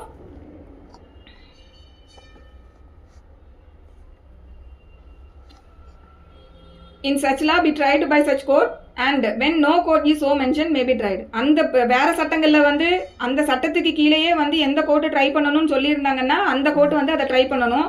அந்த மாதிரி எந்த கோர்ட் இதை ட்ரை பண்ணணுங்கிறத சொல்லாமல் விட்டுப்பட்டிருக்கு அப்படிங்கும்போது அந்த கேஸஸை யார் ட்ரை பண்ணணும்னா the high court. First the high court, அடுத்து யார் அப்படின்னா any other courts by which such offence is shown in the first schedule to be triable அப்படின்னு சொல்லியிருக்காங்க. ஸோ ஏதோ வேற ஒரு சட்டம் அதுக்கு கீழே ஒரு அஃபென்ஸ் இருக்குது, அந்த அஃபென்ஸ் எந்த கோர்ட்டு ட்ரை பண்ணணும் சொல்லப்படலை அப்படிங்கும்போது அதுக்கு வந்து பவர்ஸ் வந்து high courts and any other courts first ஷெட்யூலில் சொல்லியிருக்க எனி அதர் கோர்ட்ஸ் அப்படின்னு சொல்கிறாங்க. ஸோ இந்த இடத்துல ஓவரால் நம்ம இந்த ப்ரொவிஷனை பார்க்கும்போது என்ன நமக்கு தெரியுதுன்னா கிளாசிஃபிகேஷன் ஆஃப் கோர்ட்ஸ் அப்படின்னு பார்க்கும்போது இதில் இருக்கக்கூடிய இந்த ப்ரெஸ்கிரைப்டு கோர்ட்ஸ் தான். இதை தாண்டி வேறு எந்த கோர்ட்ஸுக்கும் எந்த அஃபென்ஸையும் வந்து ட்ரை பண்ணுறதுக்கு போகவே முடியாது. அதாவது ஹைகோர்ட்லேருந்து ஆரம்பித்து ஷெட்யூல் 2ல் சொல்லியிருக்கக்கூடிய அந்த கோர்ட்ஸ் வரைக்கும், ஸ்பெஷல் ஆக்டாக இருக்கும்போது அந்த ஸ்பெஷல் எனாக்மெண்ட்டில் சொல்லியிருக்க கோர்ட்ஸ். இந்த ப்ரொவிஷனை பார்க்கும்போது நமக்கு இன்னொன்று என்ன புரியும்னா ஹைகோர்ட்ஸுக்கு வந்து ஒரிஜினல் ஜூரிஸ்டிக்ஷன் இருக்குது. கிரிமினல் கேசஸ் பொறுத்த வரைக்கும் ஹைகோர்ட்டுக்கும் ஒரிஜினல் ஜூரிஸ்டிக்ஷன் இருக்குது அப்படிங்கிறது தான். ஏன்னா வந்து இங்கே என்ன சொல்கிறாங்கன்னா courts by which offences are triable அப்படின்னு சொல்கிறாங்க. Offences are appealable, offences are ரிவிசிபிள்னு சொல்லலை. ஸோ அஃபென்சஸ் ஆர் ட்ரையபிள் அப்படின்னு சொல்லும்போது ட்ரையல் எந்தெந்த கோர்ட்ஸ்லாம் வந்து அஃபென்சஸை ட்ரை பண்ணலாம் அப்படிங்கிறது இங்கே சொல்கிறாங்க. ஸோ இது வந்து ஒரிஜினல் ஜூரிஸ்டிக்ஷனை வந்து இதில் வந்து டினோட் பண்ணுது. ஸோ அப்போ ஹைகோர்ட்ஸுக்கும் வந்து ஒரிஜினல் ஜூரிஸ்டிக்ஷன் வருது அப்படிங்கிறது நமக்கு தெரியுது இதில். ஸோ ஹைகோர்ட்ஸுக்கு வந்து ஒரிஜினல் ஜூரிஸ்டிக்ஷன் எக்ஸாம்பிள் நம்மளே நிறைய பார்த்துருப்போம். நிறைய இதில் வந்து அவங்க கிரிமினல் கண்டெம்ப்ஸுக்கு வந்து ஹைகோர்ட்ஸுக்கு தான் ஒரிஜினல் ஜூரிஸ்டிக்ஷன் வரும். அதுக்கப்புறம் எங்கெல்லாம் வந்து அபியூஸ் ஆஃப் லீகல் ப்ராசஸ், அதே போல் எஃப்ஐஆர் குவாஷ் பண்ணுறது, அது மாதிரி அக்யூஸ்டோட ரைட்ஸை வந்து என்ஃபோர்ஸபிள் பண்ணுறது. அதாவது நமக்கு இந்த பிஎன்டபிள்எஸை பார்த்தோம் அப்படின்னா அக்யூஸ்டுக்குன்னு சொல்லியே நிறைய ரைட்ஸ் வந்து சொல்லியிருப்பாங்க. குற்றம் சாட்டப்பட்டவருக்கு என்னென்ன உரிமைகள்லாம் இருக்குது அப்படின்றது சொல்லியிருப்பாங்க. ஸோ இந்த அக்யூஸ்டோட ரைட்ஸ் வந்து என்ஃபோர்ஸ் பண்ணப்படலை, இல்லை அவங்களோட ரைட்ஸ் வந்து வயலேட் ஆகுது, இன்ஃப்ரிஞ்ச் ஆகுது அப்படிங்கும்போது அந்த இடத்துலலாம் வந்து ஹைகோர்ட்ஸுக்கு வந்து ஒரிஜினல் ஜூரிஸ்டிக்ஷன் வரும். இப்போ உதாரணத்துக்கு சொல்ல போனோம்னா பெயிலில் வந்து ஏதாவது வந்து அவரோட ரைட் வந்து கட்டையில் ஆகுது, இல்லை கஸ்டோடியல் வயலன்ஸ் நடக்குது, இந்த மாதிரியான விஷயங்கள்லாம் டேரெக்டாக யாருக்கு வரும், யார் டீல் பண்ணுவாங்கன்னா ஹைகோர்ட்ஸ் டீல் பண்ணுவாங்க. தென் அதுக்கப்புறம் வந்து மெயினாக பார்த்தோம்னா நம்ம வந்து ஆர்டிகல் 226 வந்து ரிட் ஜூரிஸ்டிக்ஷன் பார்க்கோம் இல்லையா, அங்கேயும் வந்து கிரிமினல் மேட்டர்ஸ் வந்து ஒரிஜினல் ஜூரிஸ்டிக்ஷன் கிரிமினல் ரிட்டுன்னு வரும். அப்போ அந்த இடத்துலையும் ஹைகோர்ட்ஸ் வந்து என்ன பண்ணுறாங்கன்னா ஒரிஜினலாக வந்து அவங்க கிரிமினல் கேசஸ் வந்து அவங்க தான் ட்ரை பண்ணுறாங்க. ஸோ கிரிமினல் ரிட்டு அதில் இன்னும் ஸ்பெசிஃபிக்காக நமக்கு டெய்லி பார்க்கக்கூடிய விஷயம் பார்த்தோன்னா ஹேபியஸ் கார்பஸ்லாம் அதுக்கு கீழே தான் வருது. ஸோ ஏன்னா ஹேபியஸ் கார்பஸ் வந்து என்ன கிரிமினல் அஃபென்ஸ்னு பார்த்தோம்னா அன்லாஃபுல் டிடென்ஷன் அப்படின்றதுக்கு கீழே. So unlawful detention is an offence, அது நமக்கு அங்கே பிஎன்எஸ்லேயே வருது இல்லையா. ஸோ அப்போ அந்த இடத்துல வந்து ஹேபியஸ் கார்பஸ் வரும்போது அப்போ ஹைகோர்ட்ஸ் வந்து ஒரிஜினல் ஜூரிஸ்டிக்ஷன் அந்த இடத்துல அவங்க பார்க்குறாங்க. ஸோ இப்போ இதில் என்ன அப்படின்னா இப்போ இதில் ஒரு சில விஷயம் நம்ம சொன்னதெல்லாம் வந்து பார்த்தோம்னா அவங்களோட இன்ஹரண்ட் பவர்ன்றதுக்கு கீழே வரும். அதாவது செக்ஷன் 482 இப்போ வந்து 5 பழையது வந்து 482, இப்போ வந்து 528 வருது இல்லையா இன்ஹரண்ட் பவர் ஹைகோர்ட்டுக்கு. ஸோ இன்ஹரண்ட் பவர் இருக்கிறதுனாலேயே வந்து இவங்களோட ஒரிஜினல் ஜூரிஸ்டிக்ஷன் இந்த ரிட்டுக்கு கீழே இருக்கக்கூடிய ஜூரிஸ்டிக்ஷன்லாம் வந்து இன்ஹரண்ட் பவர் இருக்கிறதுனால நீங்கள் இங்கே எடுக்க முடியாது அப்படின்னு நம்ம சொல்ல முடியுமானா சொல்ல முடியாது அப்படிங்கிறதையும் நம்ம இதில் புரிஞ்சுக்கணும். So existence of alternative remedy under section 482 or 528 does not prevent High Court from exercising its jurisdiction under Article 226. So alternative remedy வேறு ப்ரொவிஷனுக்கு கீழே இருக்குங்கிறதுனாலேயே இந்த பக்கம் நீங்கள் வரக்கூடாது அப்படின்லாம் சொல்ல முடியாது. ஸோ ஓவரால் இதை பார்க்கும்போது நம்ம ஹைகோர்ட் எப்படி எங்கே ஒரிஜினலாக எடுக்காங்க கேஸ் அப்படின்னு பார்த்தோம்னா இந்த மாதிரியான கேசஸில் வந்து ஹைகோர்ட்ஸ் வந்து வருவாங்க. ஸோ இது எல்லாம் தான் செக்ஷன் 21 சொல்லியிருக்கக்கூடிய விஷயம். ஓகே, நெக்ஸ்ட்டு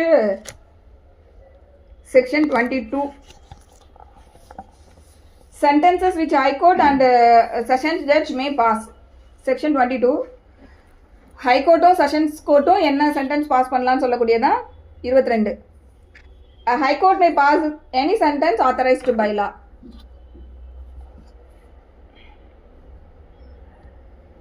போன திருப்பி எடுத்து நோட்ஸ் வச்சுருக்கேன். அதில் வந்து அந்த டெத் சென்டென்ஸ் வந்து அவங்க கிட்ட அப்ரூவல் வாங்கணும்னு பார்த்துருப்பல, கன்ஃபர்மேஷன் என்ன ப்ரொவிஷன் அது ஒரு செக்ஷன் ஒன்று சொல்லி 407 read with 336 CPC 366 தப்பாக எழுதியிருக்கேன் 366. இப்போ என்ன 407 366. ஓகே, ஸோ ஃபஸ்ட்டு என்ன சொல்கிறாங்கன்னா the high court may pass any sentence authorised by law. High court வந்து சட்டத்தில் ஆத்தரைஸ் பண்ணப்பட்ட எந்த சென்டென்ஸாக இருந்தாலும் ஹைகோர்ட் கொடுக்கலாம். ஸோ அப்படிங்கும்போது பெரிய பனிஷ்மெண்ட்டே வந்து டெத் சென்டென்ஸ் தான், அது வரைக்கும் ஹைகோர்ட் கொடுக்கலாம். அதே போல் தான் செஷன்ஸ் கோர்ட்டும். Sessions court or additional session judge may pass any sentence authorized by law, but any sentence of death passed by any such judge shall be subject to confirmation by the High Court. Sessions ஜட்ஜும் additional sessions ஜட்ஜும் வந்து death sentence வந்து pass பண்ணுறாங்க அப்படின்னா அதை வந்து எப்படி நம்ம எக்ஸிக்யூட் பண்ண முடியும்னா subject to the confirmation of the high court தான். ஆனால் ஹைகோர்ட் கொடுத்ததுக்கு அந்த மாதிரி திருப்பி சுப்ரீம் கோர்ட்டுக்கு கன்ஃபர்மேஷன் வாங்கணும்லாம் கிடையாது. ஆனால் செஷன் ஜட்ஜ் அந்த அடிஷ்னல் செஷன் ஜட்ஜ் வந்து ஒரு டெத் சென்டென்ஸ் வந்து இம்போஸ் பண்ணுறாங்க அப்படின்னா subject to confirmation of high court. So இது வந்து இமீடியட்டாகவே அவங்க என்ன பண்ணுவாங்கன்னா டெத் சென்டென்ஸ் கொடுத்த உடனே கன்ஃபர்மேஷனுக்கு வந்து அங்கே அனுப்பிச்சிடுவாங்க, ஹைகோர்ட்டுக்கு வந்து ஃபார்வர்ட் பண்ணிடுவாங்க. ஈவன் அக்யூஸ்டு வந்து அவர் ஹைகோர்ட்டுக்கு அப்ரோச்சே பண்ணலை அப்படின்னாலுமே இது ஆட்டோமேட்டிக்காக நடக்கும். அவர் அப்பீல் போகலை அதனால் வந்து கன்ஃபர்மேஷனுக்கு போகல அப்படிலாம் கிடையாது. இவங்க டெத் சென்டென்ஸ் கொடுத்துட்டாங்கனாலே இது அவங்களோட பவுண்ட் அண்ட் டியூட்டி ஆட்டோமேட்டிக்காக கன்ஃபர்மேஷனுக்கு வந்து அனுப்பிச்சிடணும். ஸோ இது வந்து செக்ஷன் 407 நம்ம பிஎன்எஸ்ல இப்போ பிஎன்டபிள்எஸ்ல இருக்குது. பழைய இது வந்து சிஆர்பிசியில் 366 இருந்தது. இந்த கன்ஃபர்மேஷன் ஆஃப் சென்டென்ஸ் வந்து நமக்கு இருக்குது பின்னாடி செக்ஷனில். தென் அடுத்து இது வந்து செக்ஷன் 22. அடுத்து 23 sentences which magistrate may pass. So இப்போ மேஜிஸ்ட்ரேட் கோர்ட்டை பார்க்க போகிறோம். மேலே வந்து செஷன்ஸ் கோர்ட் பார்த்துட்டோம், ஹைகோர்ட் பார்த்துட்டோம், இப்போ மேஜிஸ்ட்ரேட் கோர்ட். மேஜிஸ்ட்ரேட் பொறுத்த வரைக்கும் யாரெல்லாம் வராங்க? ஃபர்ஸ்ட் கிளாஸ் ஜுடிஷியல் மேஜிஸ்ட்ரேட் வருவாங்க, செகண்ட் கிளாஸ் ஜுடிஷியல் மேஜிஸ்ட்ரேட் வருவாங்க, சீஃப் ஜுடிஷியல் மேஜிஸ்ட்ரேட் வருவாங்க. 3 பேர் வருவாங்க இல்லையா? 3 பேரையும் இங்கே பிரித்து சொல்லியிருக்காங்க. The court of chief judicial magistrate may pass any sentence authorised by law except a sentence of death or imprisonment for life or of any of imprisonment for a term exceeding 7 years.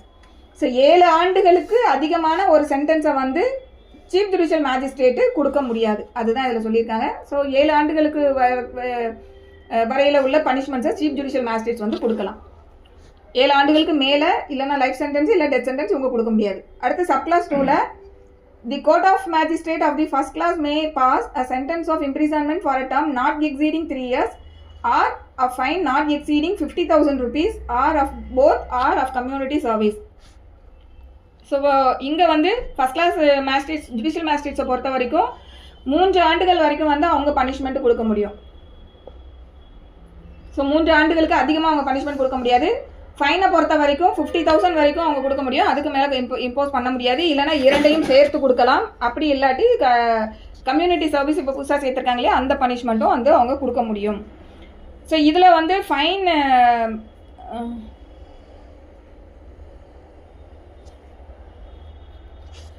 நமக்கு பழைய சிஆர்பிஸில் வந்து fine எவ்வளோக்கு இருந்தது அப்படின்னா first class magistrate பொறுத்த வரைக்கும் 10,000 rupees தான் அவங்க ஃபைன் இம்போஸ் பண்ண முடியும்னு இருந்தது. அந்த இடத்துல இதில் வந்து சேஞ்ச் பண்ணியிருக்காங்க. ஸோ சிஆர்பிசியில் 10,000 rupees வரைக்கும் தான் ஃபர்ஸ்ட் கிளாஸ் மேஜிஸ்ட்ரேட்னு இருந்தது. இப்போ இவங்க வந்து இங்கே அதை வந்து 50,000 வரைக்கும் கொடுக்கலான்னு கொண்டு வந்திருக்காங்க.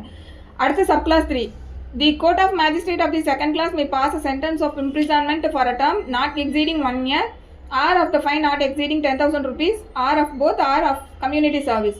ஸோ இது செகண்ட் கிளாஸ் மேஜிஸ்ட்ரேட்டை பொறுத்த வரைக்கும் அவங்க 3 ஆண்டுகள் வரை ஒரு ஆண்டு வரைக்கும் for a term not exceeding 1 year ஒரு ஆண்டு வரைக்கும் வந்து அவங்க பனிஷ்மெண்ட் கொடுக்கலாம். ஃபைனை பொறுத்த வரைக்கும் 10,000 வரைக்கும் இம்போஸ் பண்ணலாம், இல்லை 2 சேர்த்து இல்லை கம்யூனிட்டி சர்வீஸ்.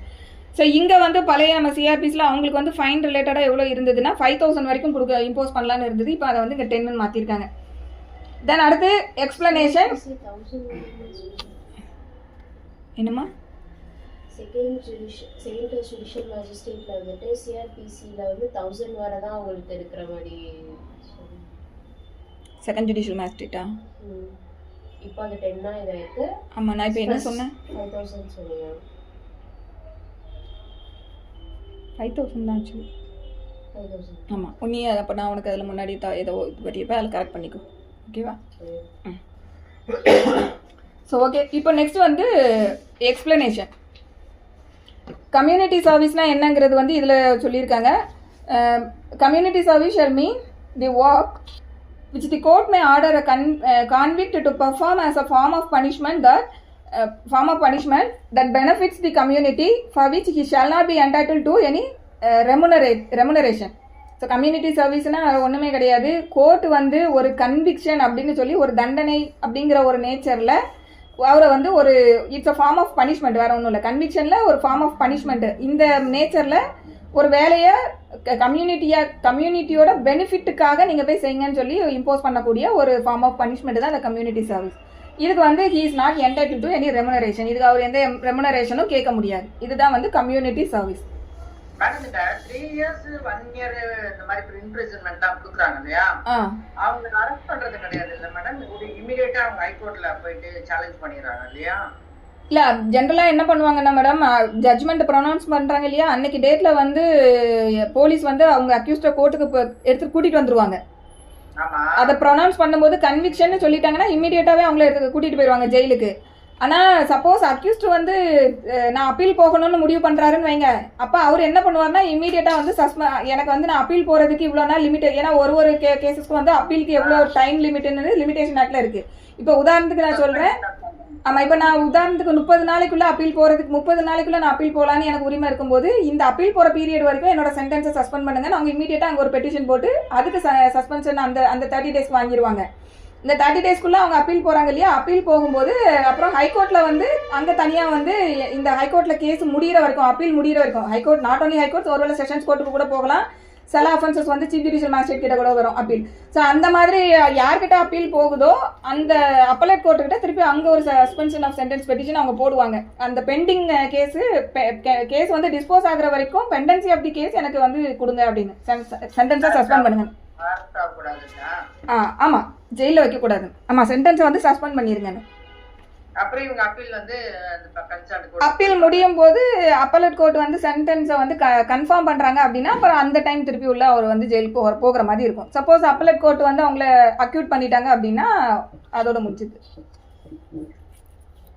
ஓகேவா மேம்? அடுத்து sentence of imprisonment in default of fine. Sentence of imprisonment in default of fine, section 24. The court of a magistrate may award such term of imprisonment in default of fine of the court of a magistrate may award such term of imprisonment in default of payment of fine as is authorized by law. Default of sentence என்ன, இந்த default of ஃபைனுக்கு ஒரு imprisonment கொடுக்கலாம் அப்படின்னு சொல்கிறதான். இப்போ ஒரு offence வந்து prove பண்ணப்பட்டு கன்விக்ஷனில் முடியுது அப்படிங்கும்போது சென்டென்ஸ் அவார்ட் பண்ணும்போது ஜட்ஜ் என்ன சொல்லுவாங்கன்னா, நான் இத்தனை ஆண்டு காலம் ஜெயில் தண்டனை தரேன், அதோடு சேர்த்து இவ்வளோ அமௌண்ட்டு நீங்கள் ஃபைனாக கட்டணும் அப்படின்னு சொல்லி ஒரு ஆர்டரை பாஸ் பண்ணுவாங்க இல்லையா. அந்த மாதிரி ஃபைனும் வந்து ஒரு ஆர்டராக இருக்கும்போது அந்த ஃபைனும் அதில் ஒரு பனிஷ்மெண்ட்டாக இருக்குது. அப்போ அந்த ஃபைன் அவங்க கட்டாமல் விடுறாங்க அப்படின்னா அந்த கட்டாமல் விட்டு அந்த டிஃபால்ட்டுக்கு ஃபர்தர் பீரியட் வந்து அவங்க திருப்பியும் ஜெயிலுக்கு போக வேண்டியது வரும். ஸோ அதை பற்றி சொல்லக்கூடியது தான் இந்த provision. So the court of magistrate may award such term of imprisonment in default of payment of fine as is authorised by law. So சட்டம் வந்து ஆத்தரைஸ் பண்ணின அளவில் வந்து அவங்க இந்த டிஃபால்ட் சென்டென்ஸ்ன்றதை இம்போஸ் பண்ணலாம். Provided that the term is not in excess of the powers of the magistrate under section 23. So இப்போ வந்து இந்த டிஃபால்ட்டுக்காக ஒரு பர்டிகுலர் பீரியட் வந்து ஜெயிலுக்கு தனியாக அனுப்புகிறாங்க இல்லையா. ஸோ இந்த மாதிரி டிஃபால்ட் ஆஃப் ஃபைனுக்கு அனுப்பக்கூடிய இம்ப்ரிசன்மெண்ட்டு எவ்வளோ நாளைக்கு எக்ஸஸ் ஆகக்கூடாதுன்னா, ஒரிஜினலாக செக்ஷன் 23 தான் ஒவ்வொருத்தவங்களுக்கும் எவ்வளோ பவர்ஸ்ன்னு சொல்லியிருக்காங்க மேஜிஸ்ட்ரேட்ஸ்க்கு. ஸோ அவங்களுக்கு அந்த 23 ஆத்தரைஸ் பண்ணப்பட்டிருக்க அந்த பவரை தாண்டி அவங்க அந்த பீரியட் வந்து கொடுக்க முடியாது. இப்போ உதாரணத்துக்கு செகண்ட் கிளாஸ் ஜுடிஷியல் மேஜிஸ்ட்ரேட்னா டிஃபால்ட் ஆஃப் ஃபைனுக்கு வந்து அவரை திருப்பியும் ஃபர்தராக இன்னொரு டிஃபால்ட் சென்டென்ஸ் கொடுக்கணும்னா 1 இயர் தாண்டி அவர் கொடுக்க முடியாது second class magistrate. First class மேஜிஸ்ட்ரேட்டாக இருக்காங்க அப்படின்னா அவங்க வந்து 3 வருஷம் வரைக்கும் ஜெயில் தண்டனை கொடுக்கணும். அப்போ அதை தாண்டி கொடுக்க முடியாது. சீஃப் ஜுடிஷியல் மேஜிஸ்ட்ரேட் பொறுத்த வரைக்கும் அவங்க 7 இயர்ஸ் இம்ப்ரிசன் பண்ணலாம் நம்ம பார்த்தோம். ஸோ இதை தாண்டி போகக்கூடாது. இது வந்து ஒரு ரூல். சப்சிக்வெண்ட்டாக அடுத்த ரூல் என்ன சொல்கிறாங்க அப்படின்னா, இந்த டிஃபால்ட் சென்டென்ஸ் அப்படிங்கிறது shall not where imprisonment has been awarded as part of the substantive sentence exceed 1/4 of the term of imprisonment which the magistrate is competent to inflict as punishment for the offence otherwise than as imprisonment in default of payment of the fine. So first rule மேலே second ரூலில் என்ன சொல்கிறாங்க அப்படின்னா, suppose அந்த அஃபென்ஸில் வந்து சப்ஸ்டான்ஷிவ் punishment ஒன்று இருக்குது. சப்ஸ்டான்ஷிவ் சென்டென்ஸ்னால் என்ன அப்படின்னா, ஒரிஜினலாக அவர் என்ன அஃபென்ஸ் கமிட் பண்ணினாரோ அந்த அஃபென்ஸுக்கு ஒரு பனிஷ்மெண்ட், ஒரு ஜெயில் தண்டனை கொடுக்குறாங்க இல்லையா, அதுதான் வந்து இங்கே சப்ஸ்டான்ஷிவ் சென்டென்ஸ்னு மீன் பண்ணுறாங்க. ஸோ இப்போ இந்த மாதிரி ஒரு சப்ஸ்டான்ஷிவ் சென்டென்ஸ் வந்து அந்த அவர் கொடுத்த ஒரு கன்விக்ஷன், அதாவது ஒரு தண்டனை, அந்த தண்டனையில் வந்து சப்ஸ்டான்ஷிவ் சென்டென்ஸ் இருக்குது. இந்த மாதிரி இருக்கும்போது அந்த கேசஸில் வந்து இந்த டிஃபால்ட் சென்டென்ஸ் எவ்வளோ exceed ஆகக்கூடாதுன்னா, shall not exceed 1/4 of the term of imprisonment which the magistrate is competent to inflict as punishment for the offence ன்னு சொல்கிறாங்க. இப்போ உதாரணத்துக்கு ஒரு அஃபென்ஸுக்கு வந்து 7 வருஷம் வரைக்கும் அந்த மேஜிஸ்ட்ரேட்டால் பனிஷ்மெண்ட் கொடுக்க முடியும் அப்படின்னு லா பர்மிட் பண்ணுது. அப்படிங்கும்போது இப்போ மேஜிஸ்ட்ரேட் வந்து ஆக்சுவலி என்ன பனிஷ்மெண்ட் அவங்களுக்கு கொடுக்குறாங்க அப்படின்னா, அந்த சப்ஸ்டான்ஷிவ் சென்டென்ஸ்னு என்ன கொடுக்குறாங்க அப்படின்னா, அந்த அஃபென்ஸுக்கு 5 வருஷம் தான் பனிஷ்மெண்ட் வந்து அவங்க கொடுக்குறாங்க சென்டென்ஸு, அலாங் வித் ஃபைனும் இம்போஸ் பண்ணுறாங்க. இப்போ இவர் இந்த ஃபைனை கட்டலைன்னா அந்த டிஃபால்ட் சென்டென்ஸ் என்னங்கிறத ஜட்ஜ்மெண்ட்டில் சொல்லணும். அப்போது இவர் வந்து இப்போ அவார்ட் பண்ண சென்டென்ஸ் வந்து 5 வருஷம் தான், ஆக்சுவலி 7 இயர்ஸ் வரைக்கும் அந்த அஃபென்ஸுக்கு கொடுக்கலாம். அப்போது இதில் 5 இயர்ஸில் 1/4 இல்லை 7 இயர்ஸில் 1/4 தான் அந்த இதில் சொல்கிறாங்க. ஸோ இந்த 7 இயர்ஸில் 1/4 எக்ஸீட் ஆகக்கூடாது. ஆக்சுவலி என்ன இம்ப்ரிசன்மெண்ட் வந்து அந்த அஃபென்ஸுக்கு கொடுக்க முடியுமோ அதில் 1/4 எக்ஸீட் ஆகக்கூடாது. என்ன பனிஷ்மெண்ட் இவர் கொடுத்தாருங்கிறது இம்மெட்டீரியல், என்ன கொடுக்க முடியுங்கிறதுல 1/4. ஸோ இதுதான் வந்து இந்த சப் கிளாஸ் பியில் சொல்லியிருக்காங்க.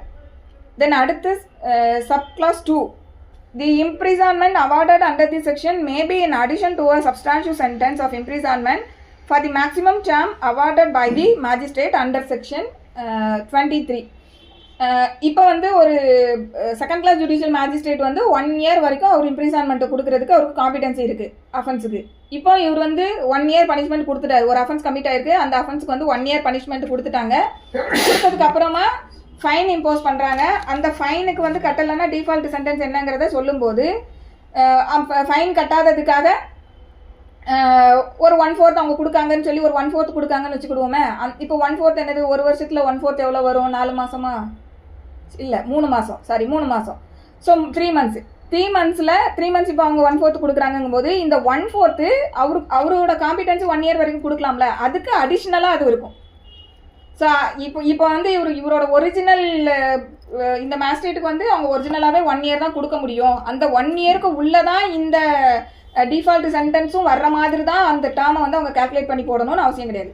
ஸோ அந்த டிஃபால்ட் சென்டென்ஸ் அப்படிங்கிறது எதுவாக இருக்கும்னா, இந்த மேஜிஸ்ட்ரேட்ஸ் வந்து என்ன அவார்ட் பண்ணுறாங்களோ பனிஷ்மெண்ட், ஆக்சுவலி அவங்க என்ன பனிஷ்மெண்ட் அவார்ட் பண்ணுறாங்களோ அந்த பனிஷ்மெண்ட்டுக்கு அது 1 year, அவருக்கு காம்பிடன்சி 1 year இருக்குது, அதை தாண்டி போகுதுனாலும் போகலாம். இல்லை அவர் வந்து 6 மாதம் பனிஷ்மெண்ட் கொடுத்துருக்காரு, அதோட சப்சிக்வெண்ட்டாக இந்த ஃபைன் சேரும்போது அந்த 1 yearக்குள்ளே வரதா இருந்தாலும் வரலாம், எப்படினாலும் ஓகே தான். பட் இது இன்னும் அடிஷனாக செயல்படும். அதுதான் வந்து இந்த சப்கிளாஸ் 2ல் வந்து சொல்லியிருக்காங்க. அதாவது கொடுக்கக்கூடிய சப்ஸ்டான்சிவ் சென்டென்ஸுக்கு உள்ளேயே இதையும் கழிக்கிற மாதிரி பண்ணக்கூடாது. அந்த சப்ஸ்டான்சிவ் சென்டென்ஸோட அடிஷ்னலாக ஆடடாக ப்ளஸ் போட்டு நம்ம இதுக்கு சேர்த்துக்கணும். அடிஷ்னலாக 3 months இல்லையா? ஆமாம், அதுக்கு அடிஷ்னலாக. சப்போஸ் அவர் கொடுக்குறதே 6 மாதம் தான் கொடுக்குறாரு, டிஃபால்ட்டுக்கு வந்து ஒரு 3 மாதம் வருதுன்னா 6 மாதம் ப்ளஸ் 3 மாதம் அப்படி எடுத்துக்கணும். இன் அடிஷன் 1 yearனா 1 year + 3 months அப்படி எடுத்துக்கணும், அவ்வளோதான். ஸோ நம்ம வந்து இந்த 24ஓட கம்ப்ளீட் பண்ணிக்கலாம் இன்னைக்கு செஷனை. ஏதாவது டவுட்ஸ் இருந்தால் கேளு.